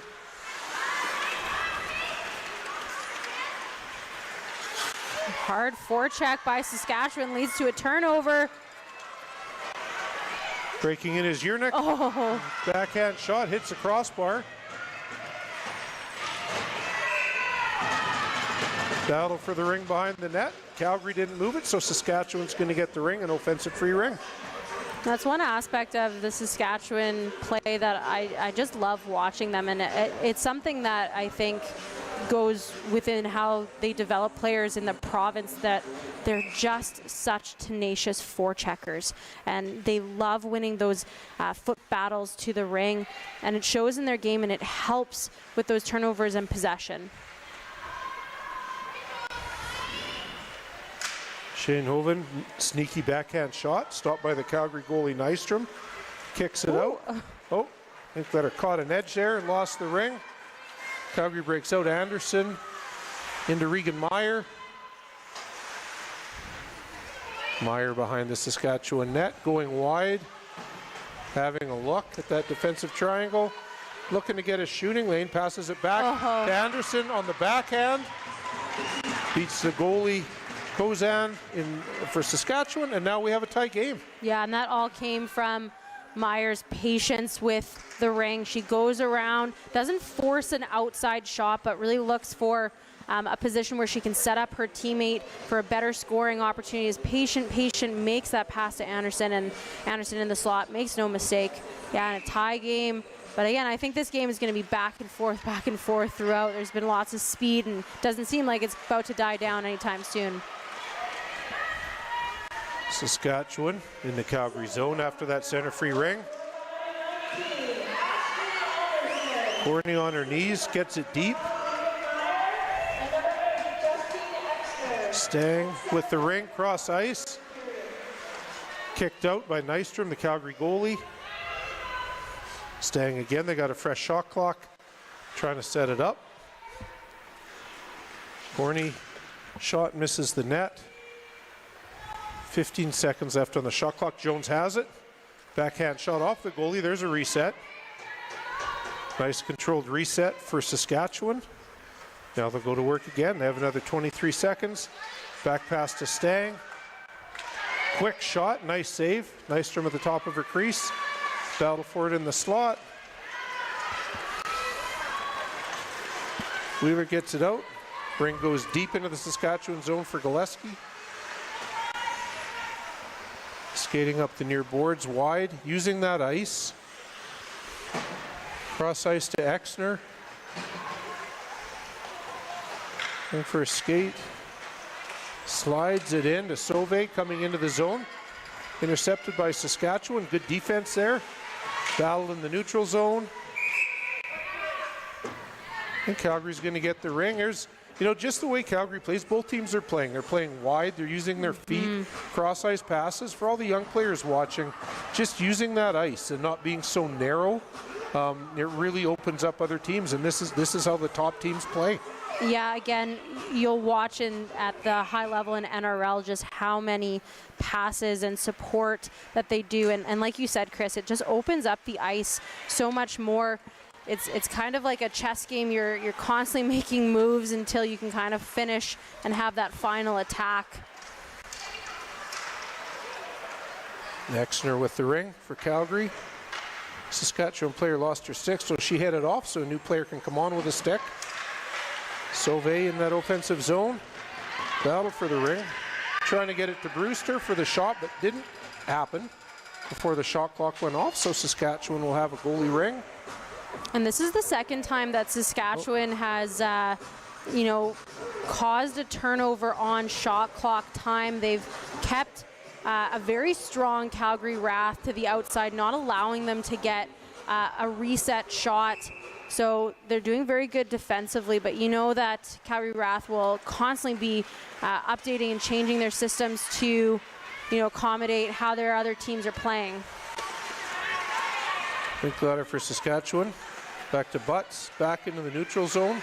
Again, great support passing by Saskatchewan here. Calgary does the same thing, kicking it back into their zone, resetting and working on that transition. Coming up the near side, there's Exner in the middle. Just outside the reach of Sauve, number 13. She was behind the defenseman. Good back checking. Good battle for the ring. Saskatchewan gets it and comes out. Two-line pass. Saskatchewan can't touch it. They did, and the play is whistled down. She thought she tried to sell it. She pretended, but the ref was paying attention, and ref's laughing about it going back, and Calgary will have an offensive free ring.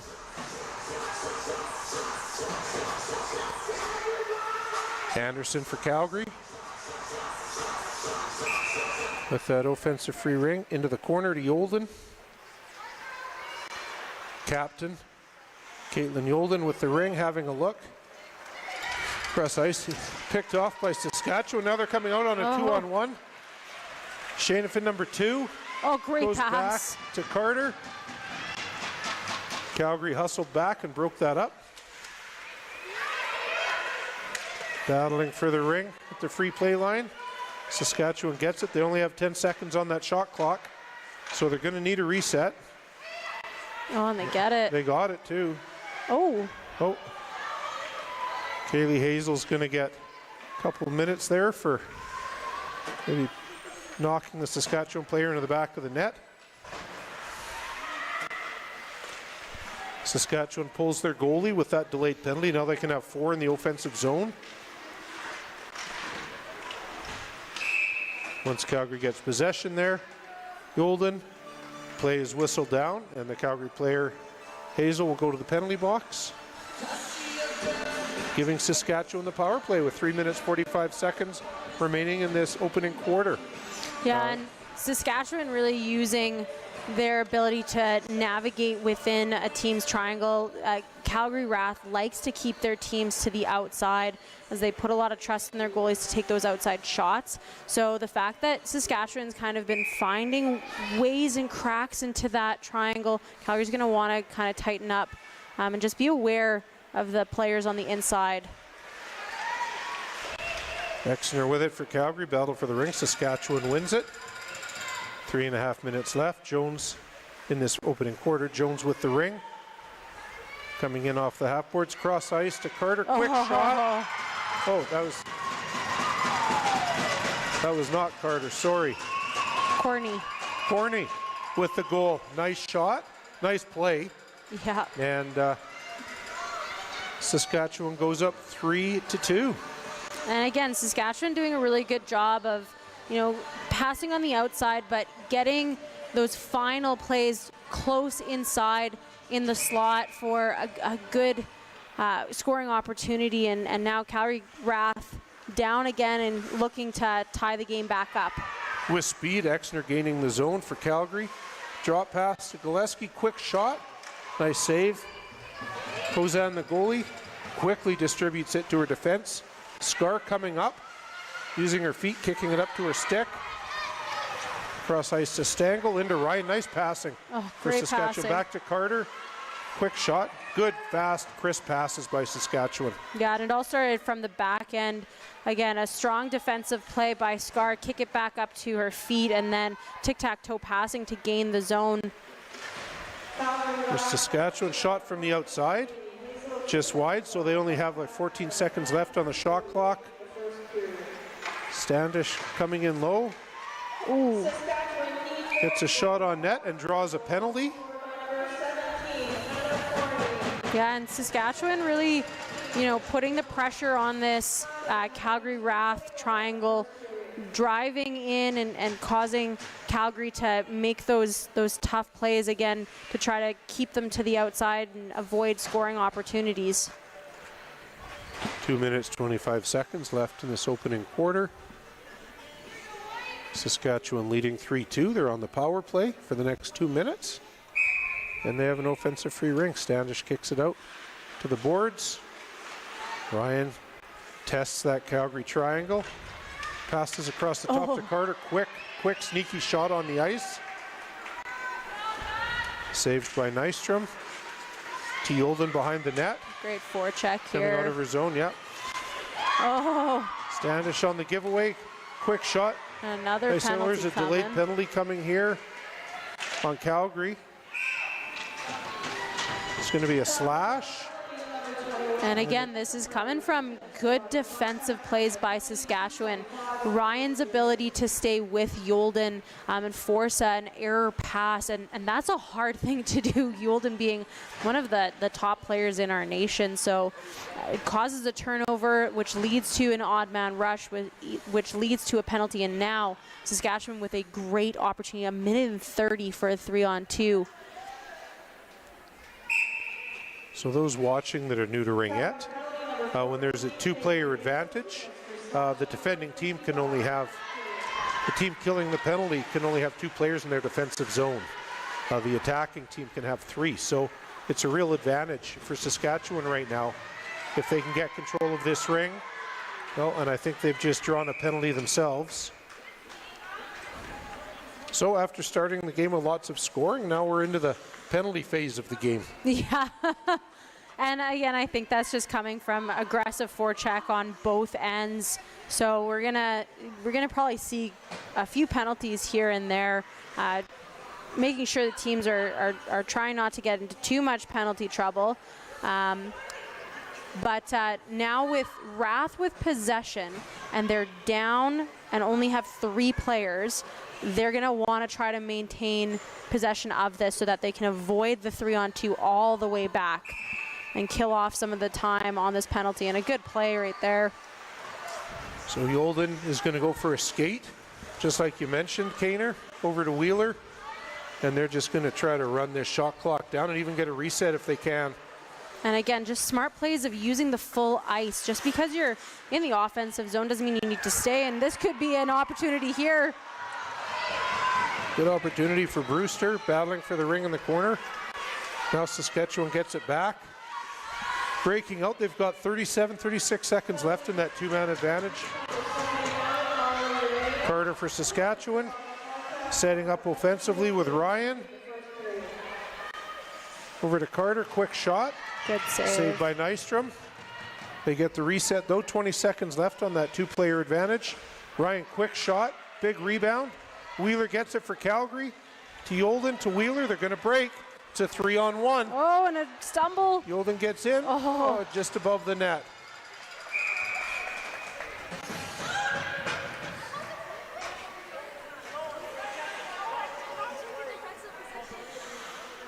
Well, it looks like a second penalty is going to be applied to Saskatchewan here, which is interesting. So Calgary only has 3 seconds left on their first penalty, and then they will have a tactical advantage as soon as they can get that other player on the ice. And you called it, Chris. We were in the period of scoring back and forth. Now we're in the period of penalties back and forth. So unfortunate one for Saskatchewan, as they had a great opportunity on 3-on-2, and now they've given it to Calgary RATH for that opportunity on the 3-on-2. Oh, great play defensively there. Nice stick defensively for Saskatchewan. That was Scar. And Scar with a smart play. She knows she doesn't need to get the ring. She's just gonna drop back. And we end the first quarter of this game with Saskatchewan Heat leading the Calgary RATH 3-2. Shots on goal are 13-7 for Saskatchewan. And when we come back for the second quarter, Calgary RATH are going to be on a two-player man advantage or player advantage for 27 seconds. Yeah, and I think that was a huge moment for Calgary RATH to be able to kill off that 3-on-2 and even have a couple really good offensive breaks and chances. So now them being on the 3-on-2, it's a big momentum shift. And being able to kill off a 3-on-2 is huge for a team. So Saskatchewan's going to try to do the same thing. There's 27 seconds left. So it'll be interesting to see how Saskatchewan can play this defensively to try to maintain the lead in this very, very tight game so far in the first period.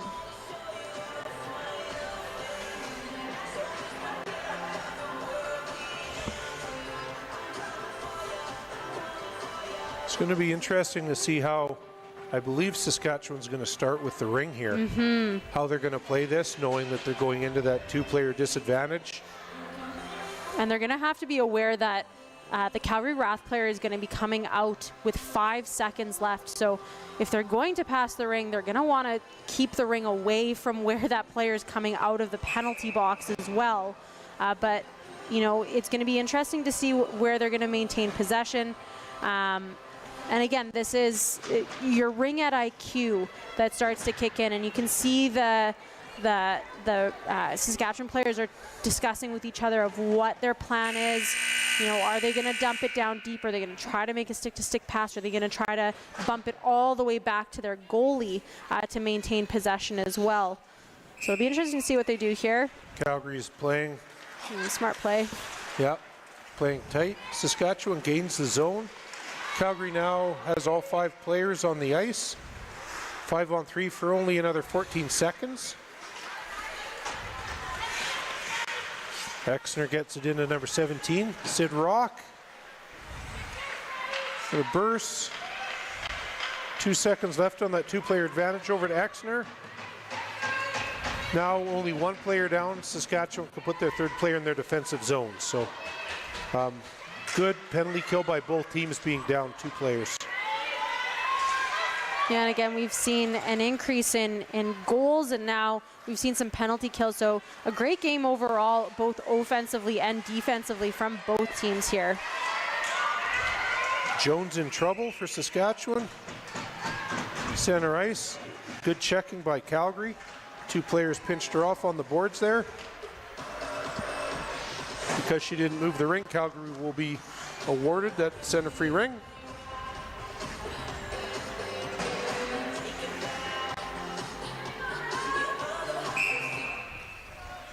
Armstrong for Calgary.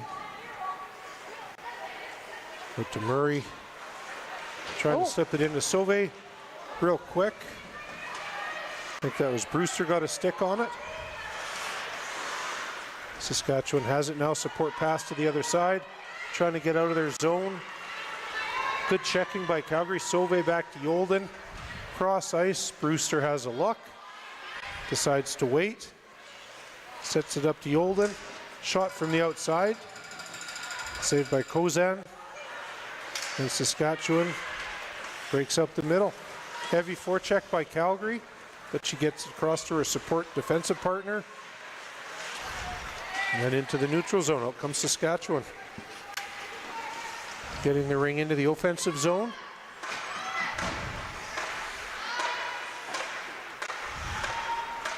Shanafin tries the reset. Oh, she gets the reset. Out front. Oh, good save by the Calgary goalie. That was sneaky. Shinhoven again. Shot deflected to the corner. Saskatchewan's going to regroup. They still have 20 seconds left on that shot clock. Corny drop pass to Jones. on the ice. What a great shift by this line. Ooh, almost spoke too soon there. But they've had great control. They've had some really high chance opportunities, and now killing off his killing off some time in a reset to get a line change. Almost got picked off by RATH. Oh. Staying quick shot. Nicked the post as well too.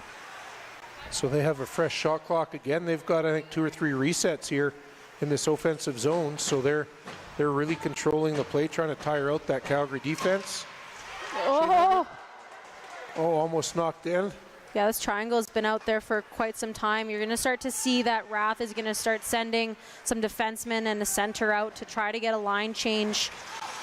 Yeah, they've sent Wheeler out. She's calling out a defenseman. Good switch for Calgary, getting fresh defensemen out there. There's a shot and the save by Nystrom. Yeah, and Nystrom's really settled in so far into this second period. Have had to make a couple really strong saves as Saskatchewan's been doing really well offensively, getting lots of shots, lots of opportunities. We've got about 18 shots so far in the second, doubling Calgary's shot total of 9. Saskatchewan Carter circling back along the boards, reading that Calgary triangle, seeing what's opened her. Line mates moving around, looking for ways to attack that triangle. Standish with the ring now. Reset shot, nice reset shot down low. Calgary Wheeler gets it though. Support pass to Hazel. She's coming up the far side, checked hard by Carter, but gets away from that. Great looking for forecheck support, here. looking for help. Meyer for Calgary, tries slipping it into Exner, but Saskatchewan breaks that up, and they break into the neutral zone quickly. Into the offensive zone, that's Ryan driving.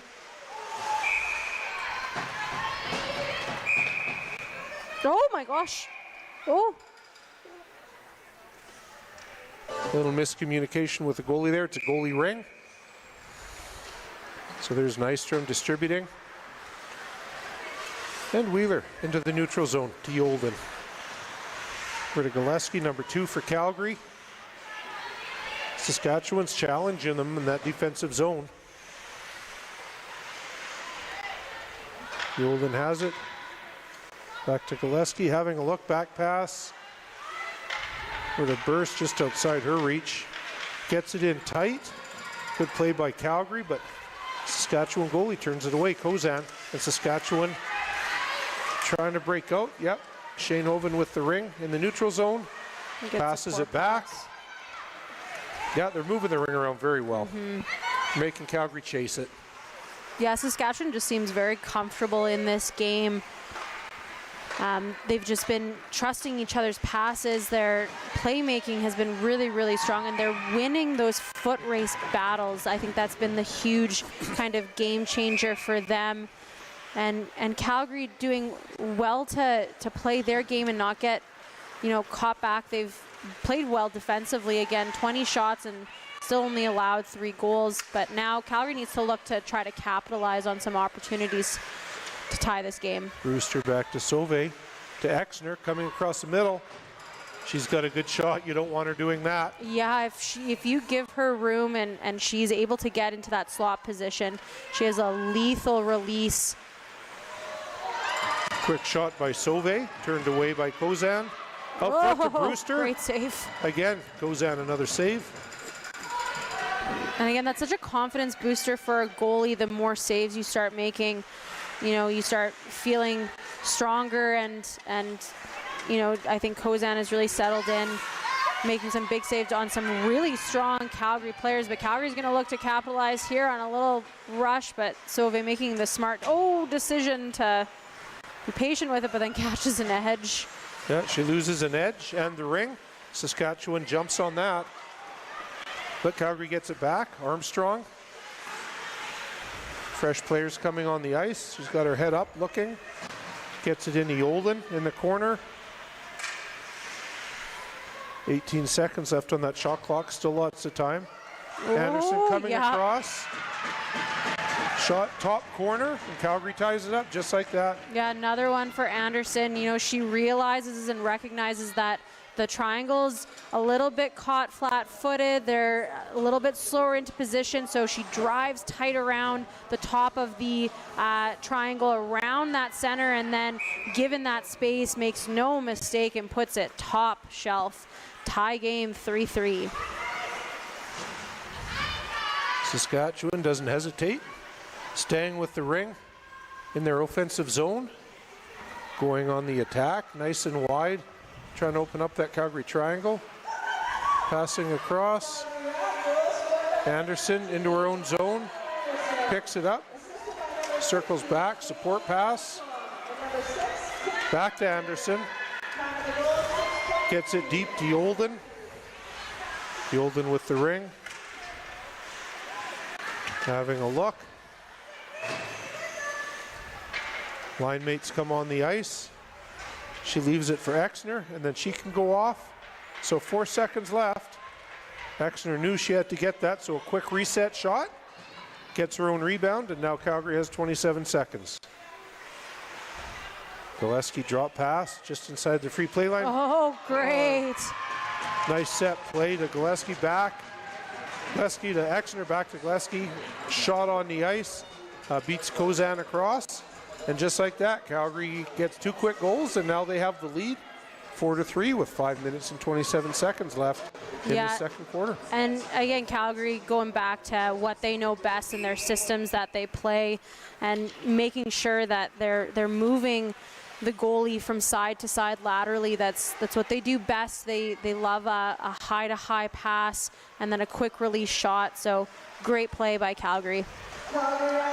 Ryan for Saskatchewan, a good shot. Nystrom comes across and makes the save.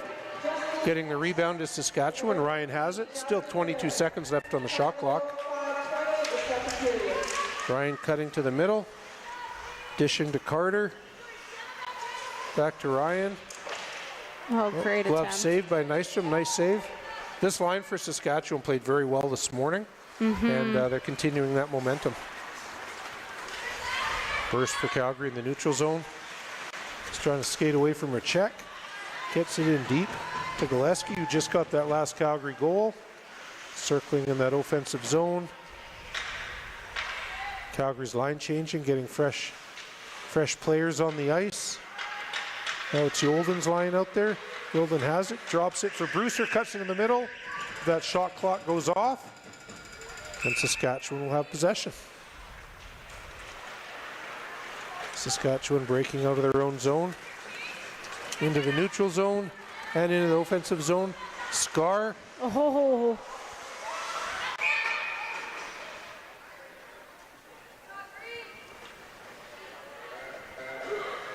Let's see what the call for that is.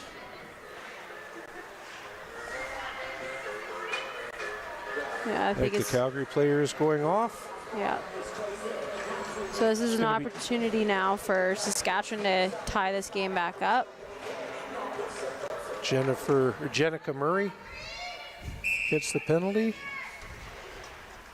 And now Saskatchewan with a power play with 3:53 left in the second quarter.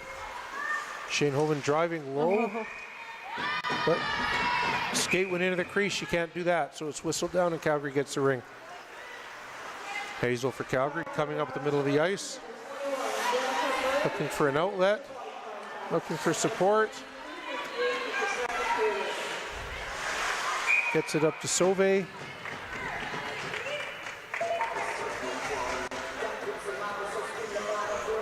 And Saskatchewan making interesting systems call. Typically when on a power play, teams will do a 2-on checking system just because they are up a player, but Saskatchewan opting to go a man-on with a floater in the zone to try to pick off some passes. So not something that you typically see from teams, but a system that I think if executed and they know it well can potentially be beneficial. Saskatchewan with the ring in the neutral zone, getting it deep, gaining possession in that Calgary zone. Yeah, that player skated through the crease, so Calgary gets the ring, quickly distributed. And Calgary breaks out of their zone. Hazel, quick pass up to Exner, into Anderson, just beyond her reach. She leaves it for Exner, behind the Saskatchewan net. Exner wide to the near boards. Saskatchewan's playing very aggressive in their own zone, following those Calgary players out to the boards. Yeah, and we saw that during the rush game as well. They're not afraid to have a much wider triangle and put pressure on players, and I think that's a good system, especially to have with a team like RATH that does like to have those outside shots from a high to high.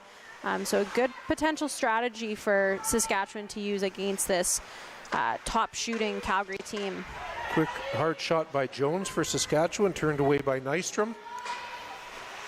Saskatchewan with that reset, gonna try again. There's Corny, quick shot, screen shot, seen by Nystrom. She stops it, leaves it for Yolden behind the net. Drop pass for Rock, back up to Yolden, into Exner. Going wide upon entering that Saskatchewan zone. 10 seconds left on the shot clock. They might have to hurry a little bit here.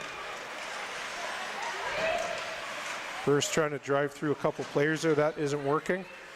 Now Saskatchewan has it. Burst gets it back. The neutral zone. Oh. Into the feet of Exner. Can't quite find it. Saskatchewan breaks out. Minute and a half left.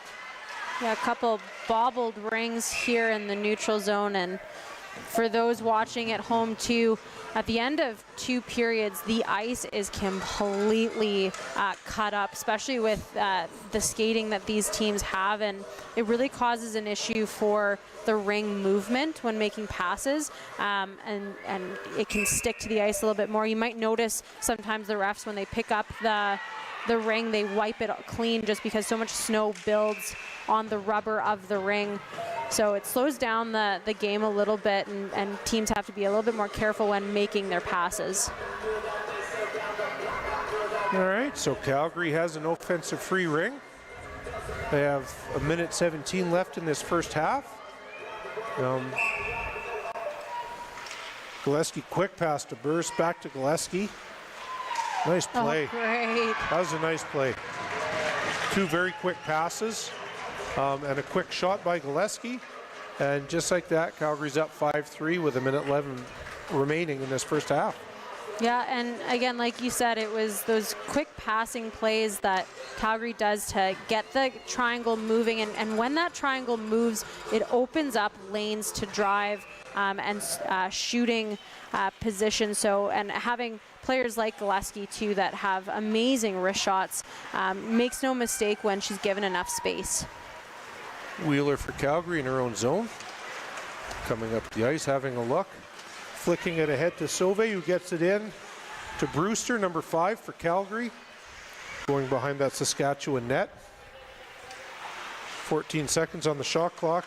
Using some room, getting it out to Yolden. Tries getting it back across to Brewster, doesn't work. Excuse me. Linkletter for Saskatchewan, she's got a chance. Drives just a little bit wide. 30 seconds left in this first half. 15 seconds left on the shot clock for Saskatchewan. Linkletter number 7. There's a shot wide. They've got 4 seconds left on that shot clock. Calgary gets it. Breaking out, they have 10 seconds. Yolden, the vet, has it. Tries getting it into Brewster. 2 seconds. And that is the first half, with Calgary RATH leading the Saskatchewan Heat 5-3. Yeah, plenty back and forth, lots of goals, lots of changes of momentum back and forth, and then lots of penalties. So we will see how this game shapes up in the next half. Stay with us.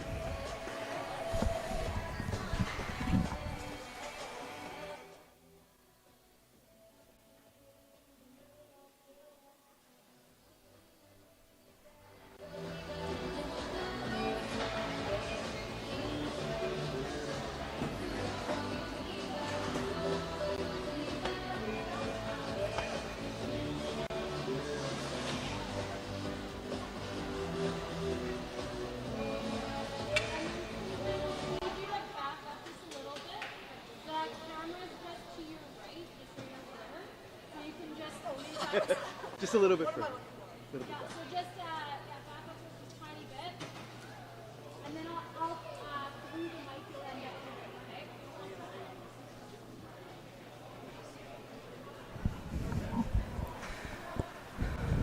okay? Okay, I am joined here by Caitlin Yolden of the Calgary RATH. You know, not necessarily the start that you guys wanted with a 2-0 deficit, but came back and now you guys are leading and up by 2. What was kind of said as the team to change that momentum and get back in this game, now leading in this game?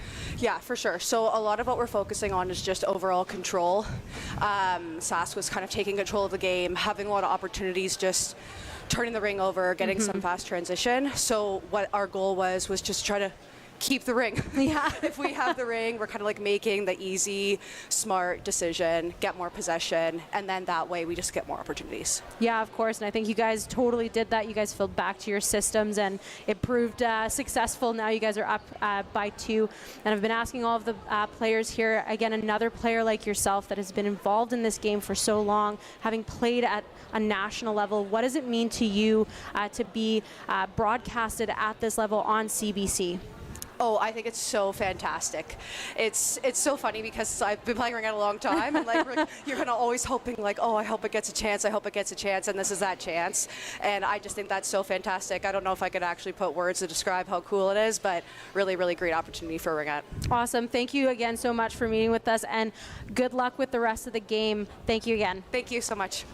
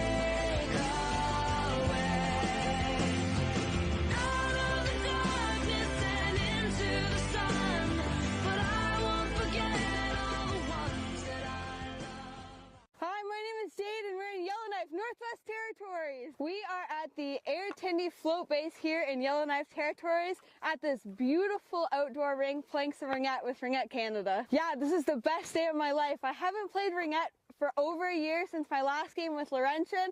So for Ringette Canada to bring Ringette to Yellowknife, this absolutely made my day. I think everybody should play Ringette, and it's great to see it here in the Northwest Territories.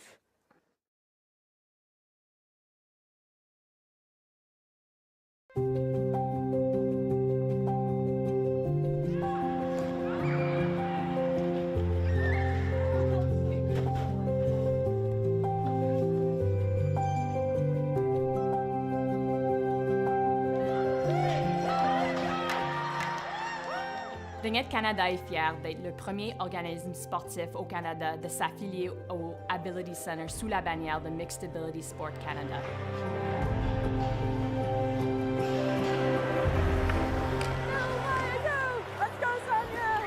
Notre but est de créer un modèle de sport inclusif qui va contribuer et améliorer la santé mentale, sociale et physique de tous les Canadiens.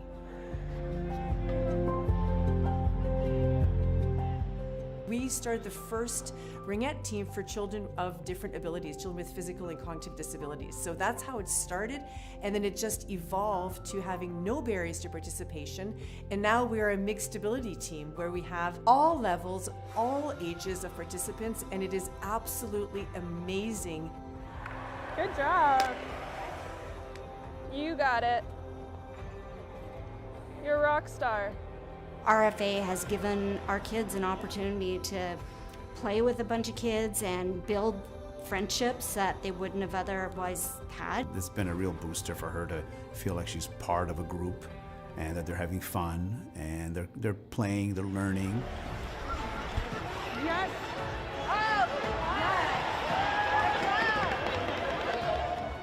When I first started playing, I got my best friend's old Ringette stick, and she saved a bunch of goals in that stick for me, and I ended up getting my first wrist shot with that stick. Il y a un impact sur la confiance de soi, sur notre santé mentale, notre santé physique, mais sur une équipe d'habileté mixte, ces bénéfices sont amplifiés encore plus. Nous avons un groupe complètement divers depuis les dernières quelques années. Nous avons des enfants avec handicap cognitif, handicap physique. A lot of our skaters are just learning how to skate, which is a good thing. I just love how they're developing every single season. We'll need you out there anyways. Yes. Right? We'll need you out there. All right. Now remember the volunteer goal.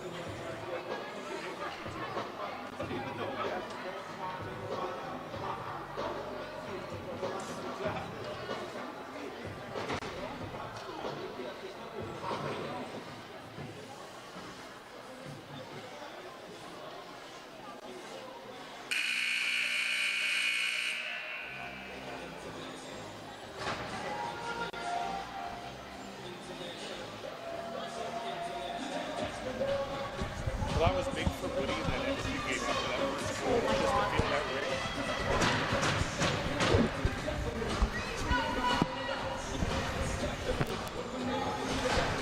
And we are back to the second half of this game, featuring Calgary RATH and Saskatchewan Heat.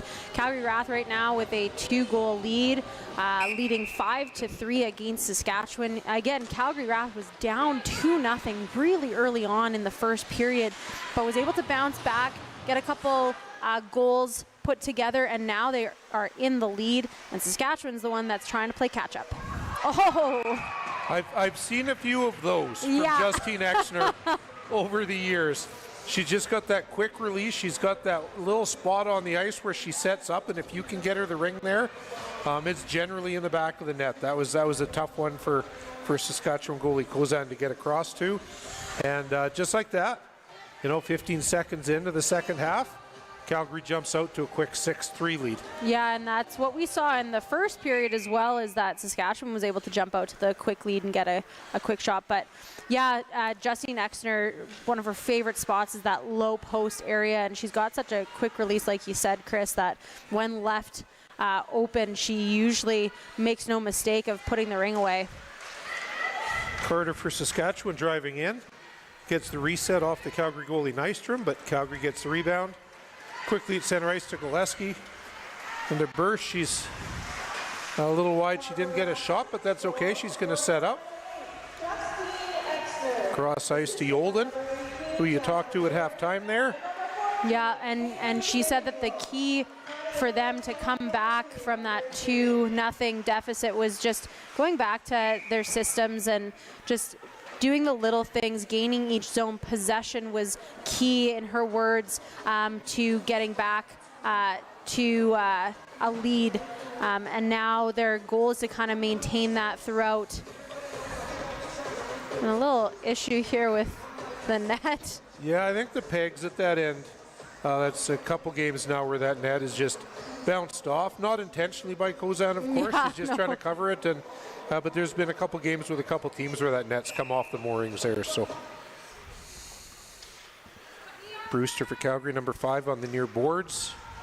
Going behind the net, eyes up, looking to see where her teammates are as they set up to attack this Saskatchewan defense.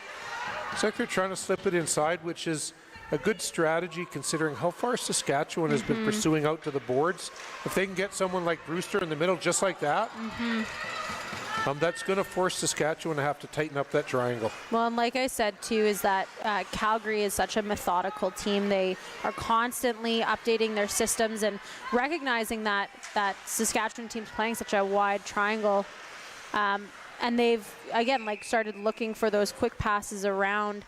And it's paid off, and now they've got that 6-3 lead.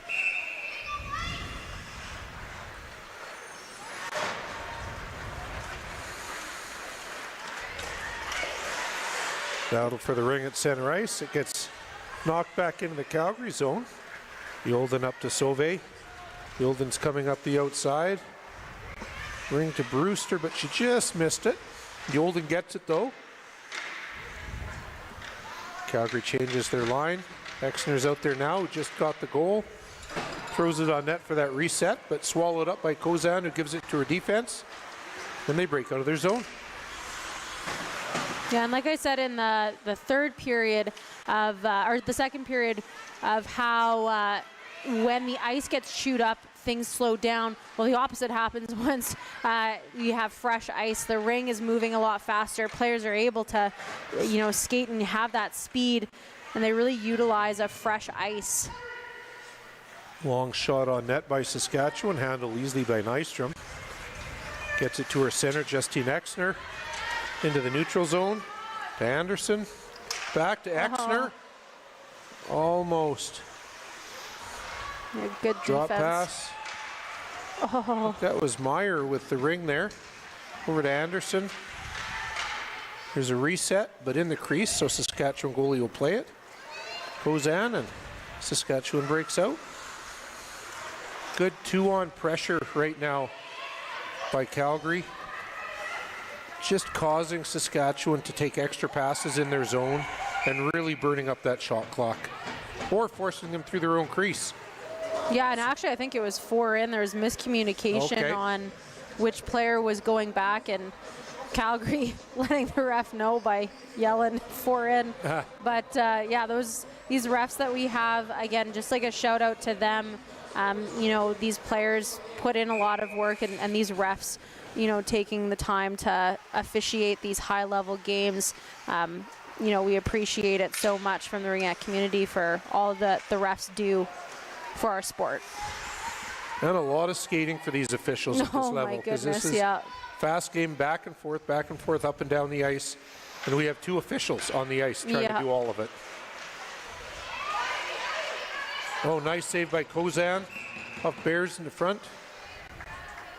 Penalty coming to one of Saskatchewan. I think it might be Scar. Yeah. Calgary will go on the power play with 9:04 remaining in the third quarter. Calgary RATH leading the Saskatchewan Heat 6-3. And that just comes like Calgary is able to pull that penalty just by keeping their feet moving, drawing penalties. It causes Saskatchewan to have to reach, and when they reach, they get their sticks up. Oh, Justine Exner missing just wide of an open net. Nice drive by Bursch. She drew the Saskatchewan defense to her, allowing Exner to have a chance on that. Yeah, and those 2 players with a lot of experience playing together all throughout their kind of career. So it's crazy to see the amount of chemistry that players can have built over the years of playing, not only in the NRL, but throughout their youth as well, too. Nice, easy drop pass from Exner to Yolden. 13 seconds remaining on the shot clock. Back to Yolden. Oh, she'd scored on that play in an earlier game today a couple times.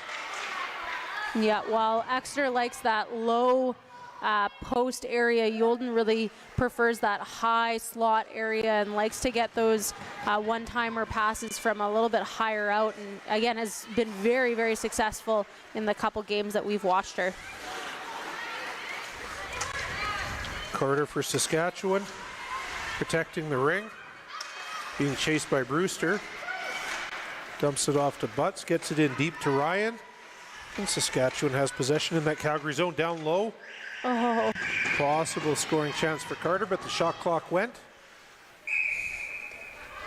Nystrom, the goaltender for Calgary, dishes it off. Saskatchewan's dropping back into a zone now, giving Calgary the time and space to come out of their zone.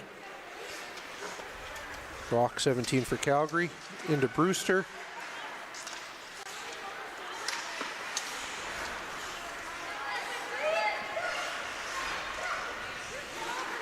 A little scrambly play around the neutral zone right now. Both teams just trying to get possession of that ring. Carter slid it across to McCaw, but broken up by Calgary, and they break out of their zone. Yeah, 7:15 remaining in the first half, or this third quarter.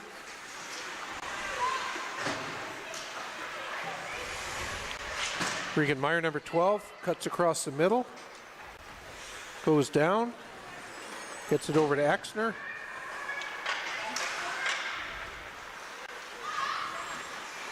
Exner gets the ring back. A little outside on that one. Calgary's trying to get that reset. Couldn't get it through, so Saskatchewan has the ring. Goes on to Voikin. Saskatchewan gains that neutral zone. Linkletter with the ring. Cross ice. Just behind her teammate, so Calgary gets it. That's Armstrong. Number 15 for Calgary. Back to Murray. And up into the neutral zone. Exner again. Tries getting it in Anderson. Can't quite reach it. Saskatchewan coming out of their zone now. Into the neutral zone. Yep, touched by Saskatchewan. Nice play by Linkletter to keep that ring moving.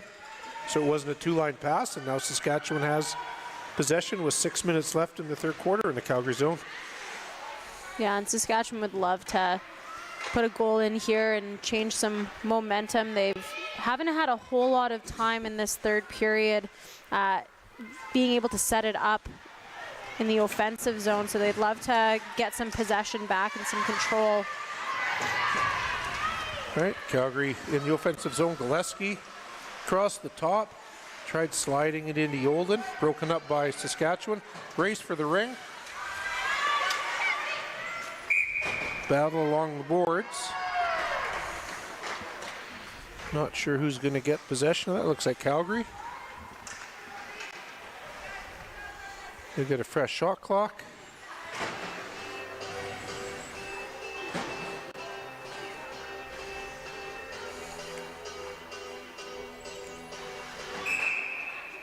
Gillespie with the ring.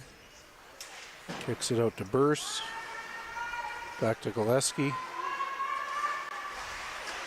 Spin pass to Yolden. Got it down low to Burse, but broken up by Saskatchewan. Support pass to Corney. From Saskatchewan, she breaks out into the neutral zone.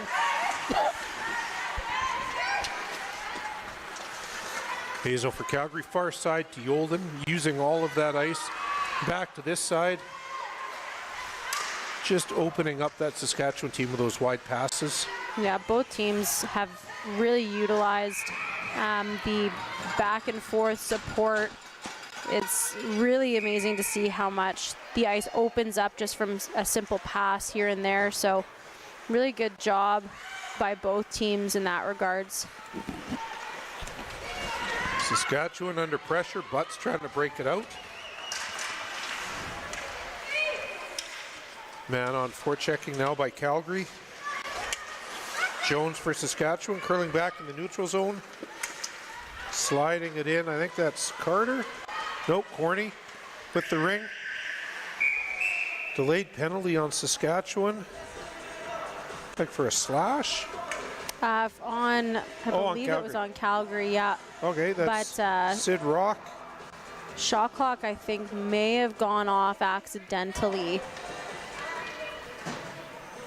But Saskatchewan doing a good job to cause that penalty to happen. It's just from strong forecheck and strong skating, you know, causes that Calgary player to reach in, and as soon as you're reaching, that's when those refs are going to be kind of watching where your stick is, and penalties called. Standish with the ring, kicks it out to the boards. Teammate with the ring, circling back. Carter, number 6. Quick shot. Looking for that reset, didn't get it. Try on the other side, she got that one. So now Saskatchewan still has possession, fresh shot clock. Drop pass for Ryan. Stick went into the crease there on that drive, so Calgary gets the ring back. Just like that, ring goes to Ung, number 11. Defenseman for Calgary up into the neutral zone. Nice pass to Murray and a lead pass deep. Dan Sauvé. Calgary with possession in the Saskatchewan zone, pressured hard. Exner gets it up high, pushes back to Sauvé. Yeah, and that was good defense by McCaw, just keeping, you know, the position of the Calgary RATH player, I believe it was Exner, just to the outside, taking away that shooting opportunity, forcing that player to have to make a pass. So good job defensively overall for Saskatchewan to try to stay within this game. The ring goes into the neutral zone. Touch pass by Carter. Good forecheck. To her line mate. Battle along the boards. Oh. Two Saskatchewan players come out with it. That's Ryan. Oh, good stick. Oh, good back check. Kaylee Hazel for Calgary. Ryan had an opportunity there. Yeah, and that's a player that you don't want getting behind you. Ryan's had some really strong opportunities. She's a player that is able to create space, and so good defensive play by Hazel to get a stick on her and avoid a scoring opportunity. Brewster into Yolden, over to Exner. Great pass. Yeah. That was Brewster, sorry on that pass from Yolden. Nice give and go. And Brewster made no mistake. Making the score 7-3 now for the Calgary RATH over the Saskatchewan Heat. 2:36 remaining in this third quarter.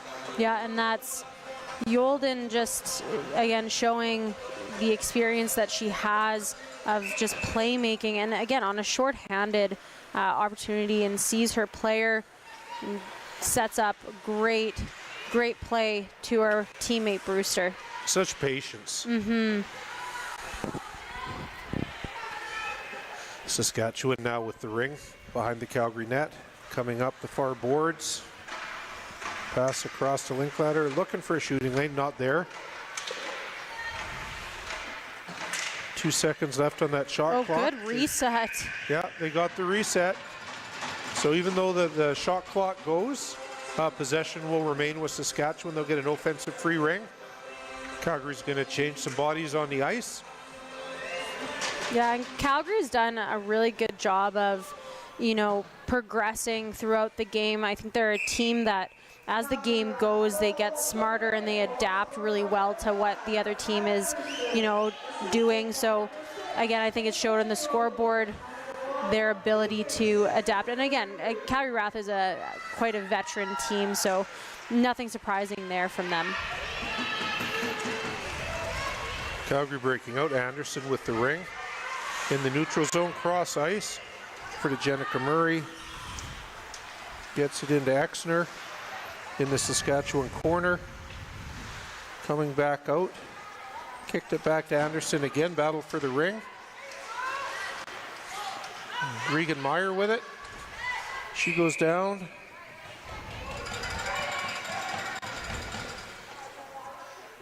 Whistle down because the ring wasn't moving. Saskatchewan gets possession and away they go. Goes on the goalie. Passes it out. Just like that, they're into the neutral zone. Linkletter with the ring on the near boards. Circling back, looking for her line mates. Across that free play line, broken up. Anderson has it. To Exner, it's going to get it deep to Regan Meyer. Regan Meyer goes in. Oh, big save by Kozan. Yeah, that's a huge save by Kozan. What a lead pass by Exner up to Meyer, and Meyer with a great move and just a really good reactionary play by Kozan to stretch out and get enough of it to stop that goal. Calgary with that offensive free ring. 54 seconds left here in the third quarter. Golden just patiently passes it out to her line mate. Calgary's going to skate wide. Use some of that shot clock while they can. Burst with the ring. She's got Gillespie there. She's got Yolden there as a shot on net. Reset for Calgary. Saskatchewan quickly gets it out. They've got 30 seconds now left in this third quarter.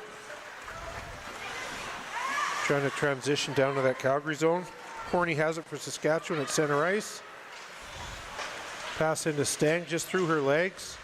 Yolden has it, battling.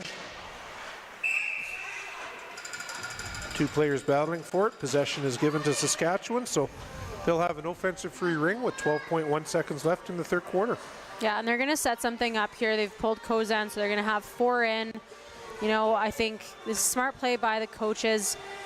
If they can get a goal going into the fourth period, that's going to be huge for them. Saskatchewan trying to back pass down low post. Quick shot by Carter, comes out of the zone. And that is the end of the third quarter with the Calgary RATH leading Saskatchewan Heat by a score of 7-3. Shot, surprisingly, Saskatchewan is still out shooting Calgary 30-26. So, but that's not at all reflective of Kozan's play. She's played very well in the Saskatchewan net. Calgary's just had some better opportunities. Yeah, and again, I think it goes to show Calgary's ability to adapt to adversity. The fact that, you know, they were down 2-0 so early on, and it looked like Saskatchewan was just going to roll with the momentum.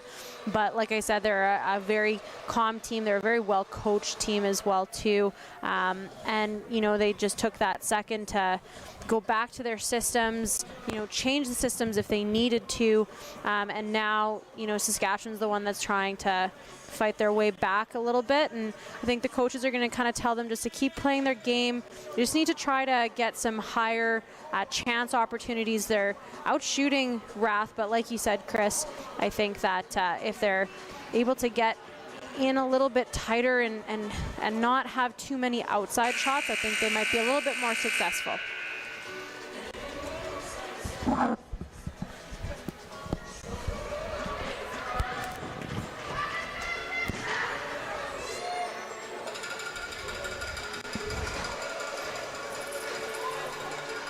All right, as we start this fourth quarter, Saskatchewan's going to start with the ring. 13 minutes left in this game, in our games for the evening, before everybody's back here tomorrow for another set of games. Saskatchewan with the ring. In the offensive zone, that's Standish for Saskatchewan. Oh, looking for a teammate, just a little miscommunication there, but they get it back. Up top for Carter. Looking for that shooting lane, shut down by Ung, number 11 for Calgary. 4 seconds left on the shot clock. Ryan tries to get it through but can't. And there's the shot clock, so Calgary will have possession. Yeah, great defensive play there by Rock and Exner. You know, they know that Saskatchewan's going to try to get a reset, so they block out and block that shot. Calgary has it in the neutral zone. Sauve is hit from behind at the boards there, so that's going to be a 4-minute major penalty. Any sort of body contact from behind, especially near the boards, but anything from behind is generally a major penalty now. So the Saskatchewan player knew. Yeah. She skated off. There was no intent there at all, but she knew. Yeah, and Calgary, again, being up 7-3, they don't want to be complacent and they don't want to fall back, but they're also going to be smart about this and, you know, use the time that they have, not rush any of the shots, maybe get a reset, a change, but really use the possession that they have in this penalty to their advantage to kill off some more time. Golden to Meyer, quick shot, kicked out by Kozan. Anderson for Calgary. Leaves it for Murray. Battle along the boards. He's whistled down. Must have been 4 in perhaps, but Calgary's going to have an offensive free ring. Change their players as they skate out. Fresh line for Calgary, all 5 skaters. And there's Justine Exner pushing the ring out to the half boards.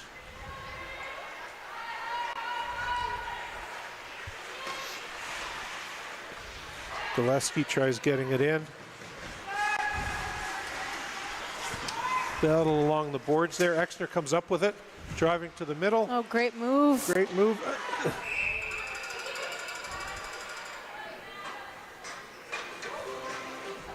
Yeah, what a cutback move by Exner, and almost, you know, making a highlight reel goal, but just gets a little trapped up there in the crease. Gillespie out to Exner. Gillespie driving. Broken up by Saskatchewan, but she gets it back. Going out wide, having a look, Oh, using what some a time, a move. spin move to get inside. Quick shot. Stopped by Kozan, there's another one.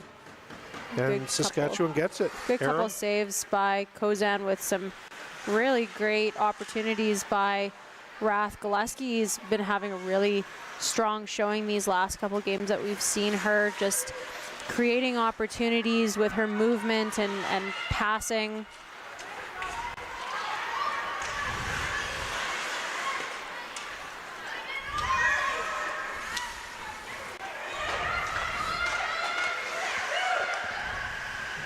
Shot clock goes off.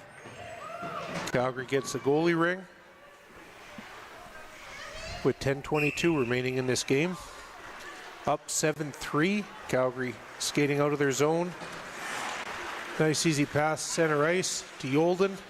Tries getting across to Sauve, broken up by Saskatchewan. Checked by Yolden. She skates to open ice and starts the cycle down low again. Cutting into the middle, Nice using pass. some of that Saskatchewan aggression. They're starting to push out more because they need the ring, and Caitlin Yolden recognized that and got goal side on them. Yeah, and her ability to drive in and then kick that ring back out. It's just, again, it's opening it up the triangle and causing them to be a little bit scrambled.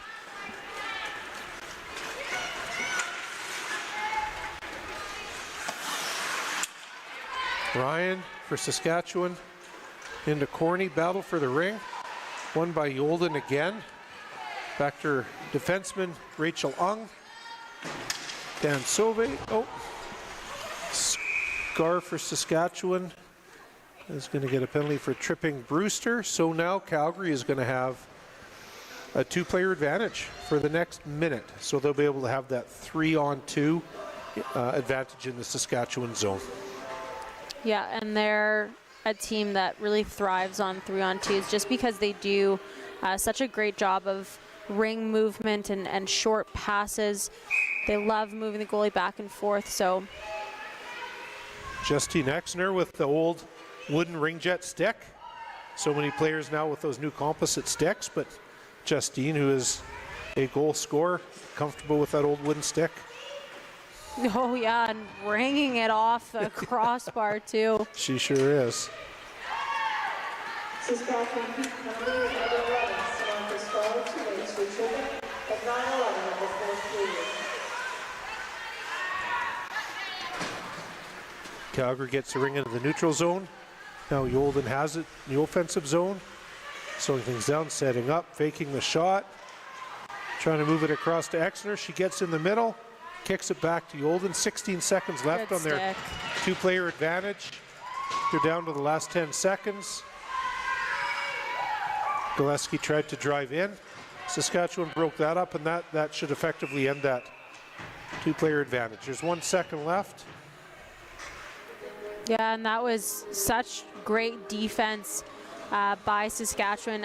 Again, for those watching, a 3-on-2 for a defenseman is so exhausting and so gassing just because they're in almost like a squat position for that entire time.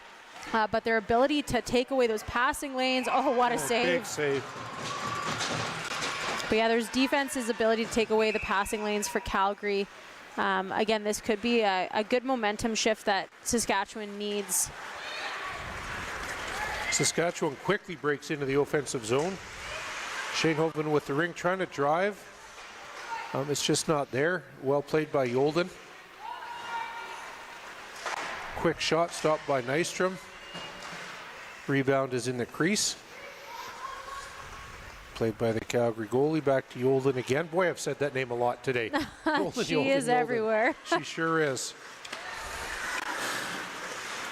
Hazel for Calgary, number 14. Back to Yolden in the offensive zone.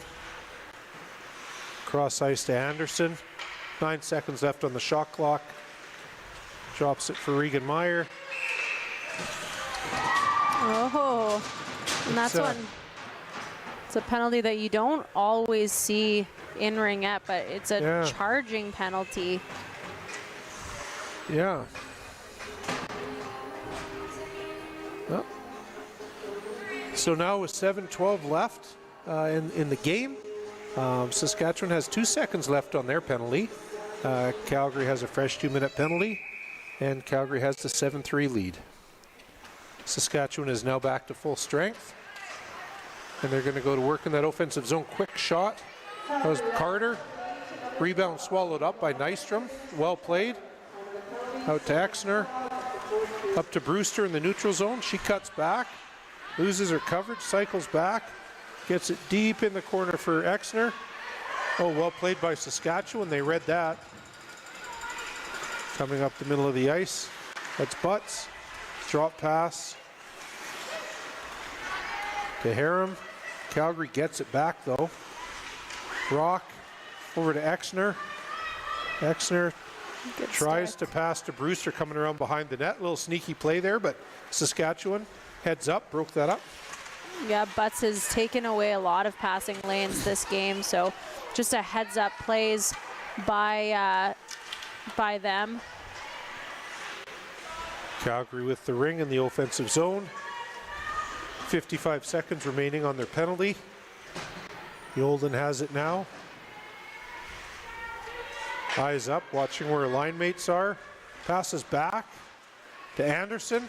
Quick shot or pass into Sauvé. 3 seconds left on the shot clock. Not able to get that reset.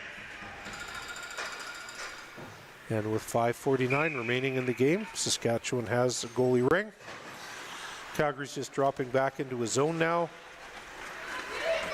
Making sure they don't get beat on a fast break.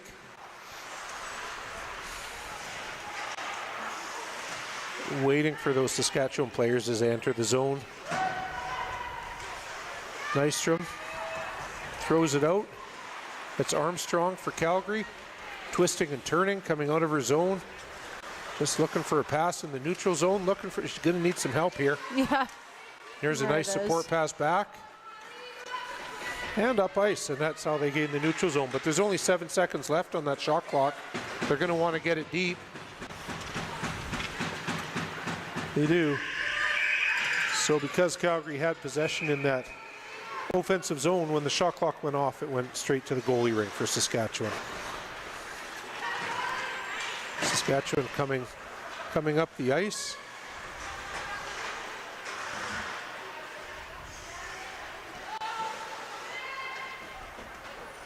Cycling it in the offensive zone. Saskatchewan having a look. That's Corny. Cutting back.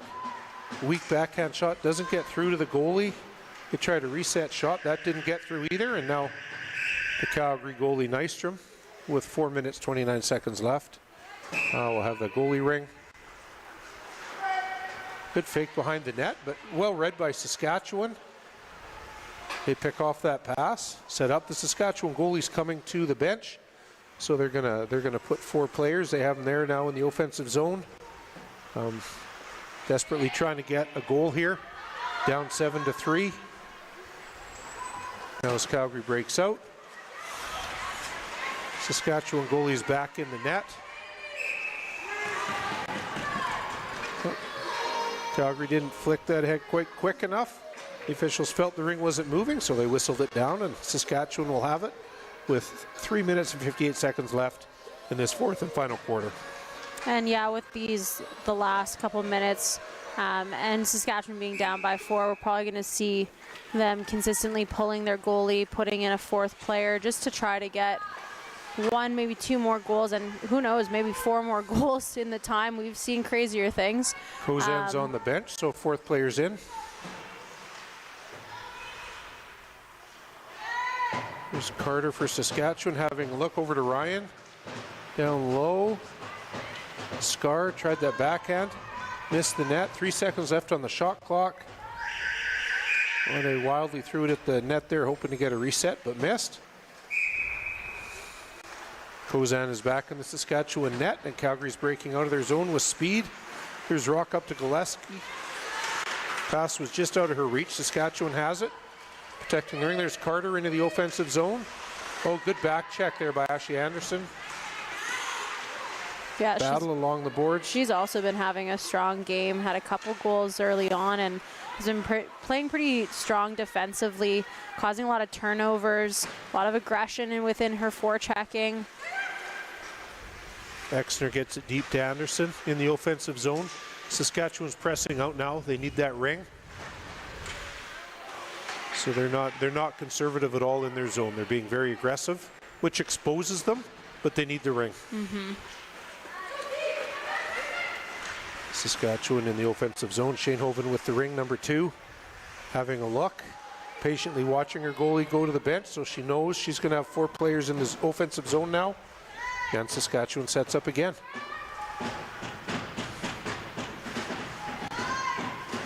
Schoenhoven tries the shot, doesn't get through.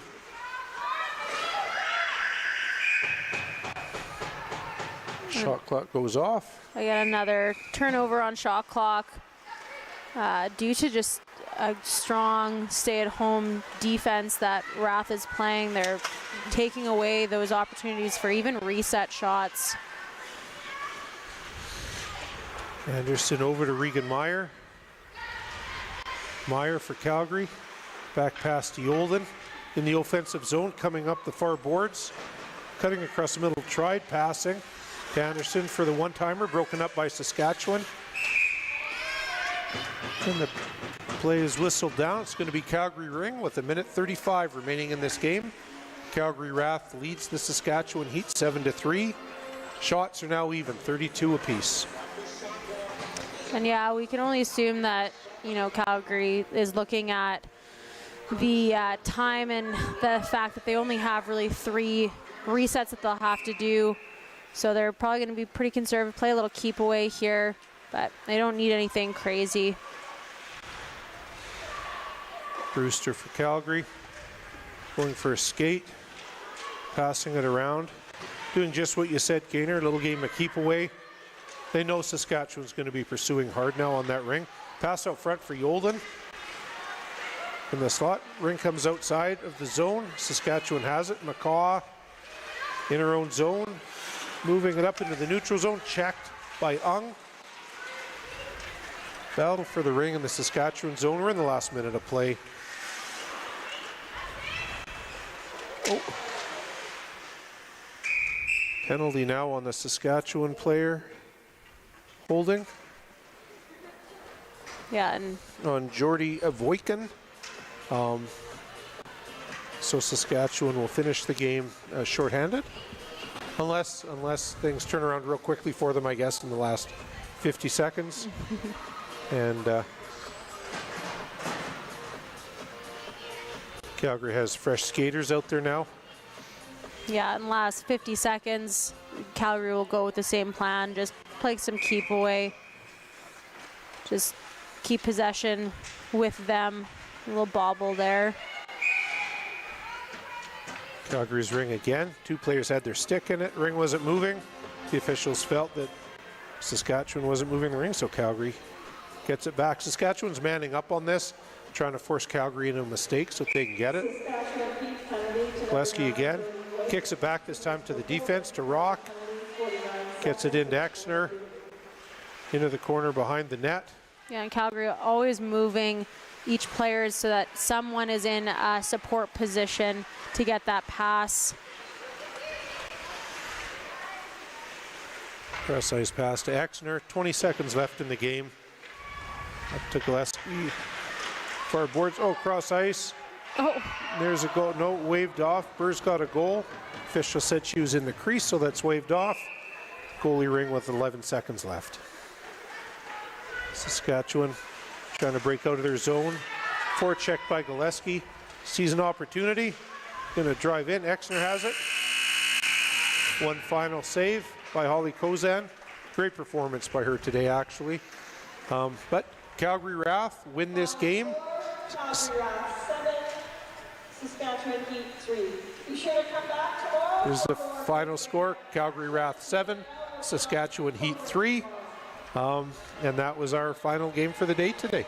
Yeah, stay tuned tomorrow where there will be 3 more games broadcasted live. Again, another great showing by these teams. Please stay tuned with us as we will have our final interview of the evening. Both teams now shaking hands at the conclusion of this contest.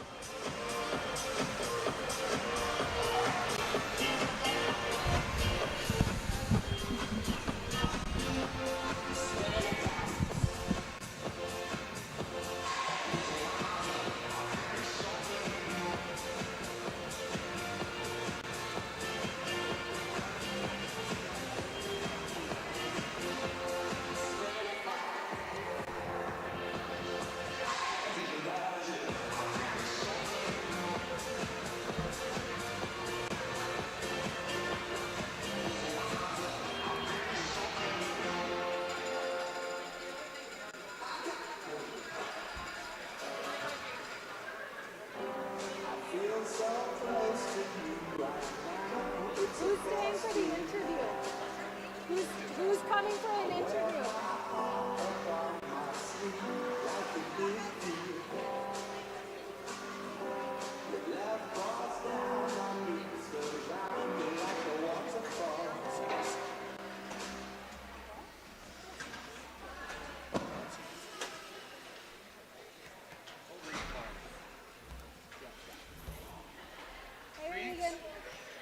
You're going to need to take your helmet off, and then there's a set of headphones. Yeah.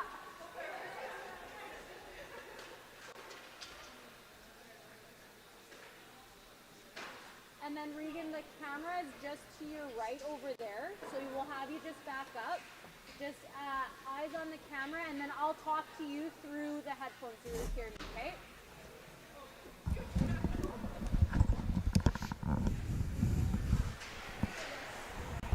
Okay, we are joined here by Calgary RATH's Regan Meyer.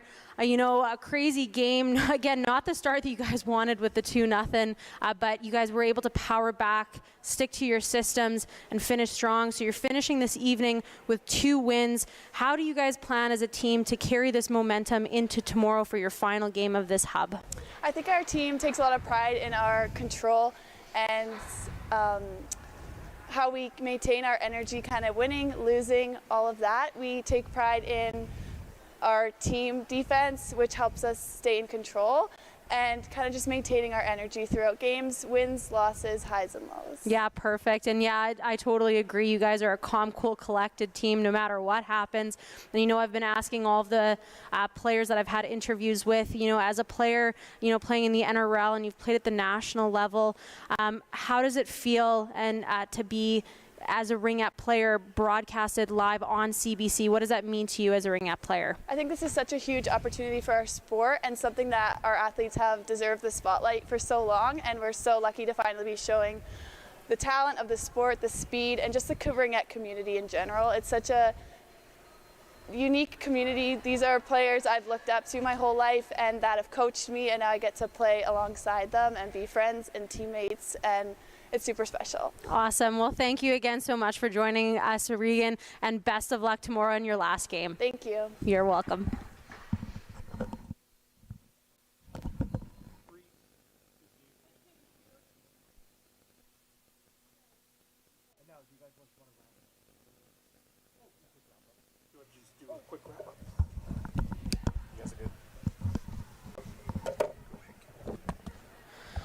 Well, again, thank you so much for staying with us throughout these games. You know, it's been a busy day with multiple games, such great levels of Ringette. You know, again, we will be continuing on tomorrow with 3 more games live streamed for you, so please stay tuned tomorrow. Thank you again for joining us. We look forward to seeing you tomorrow.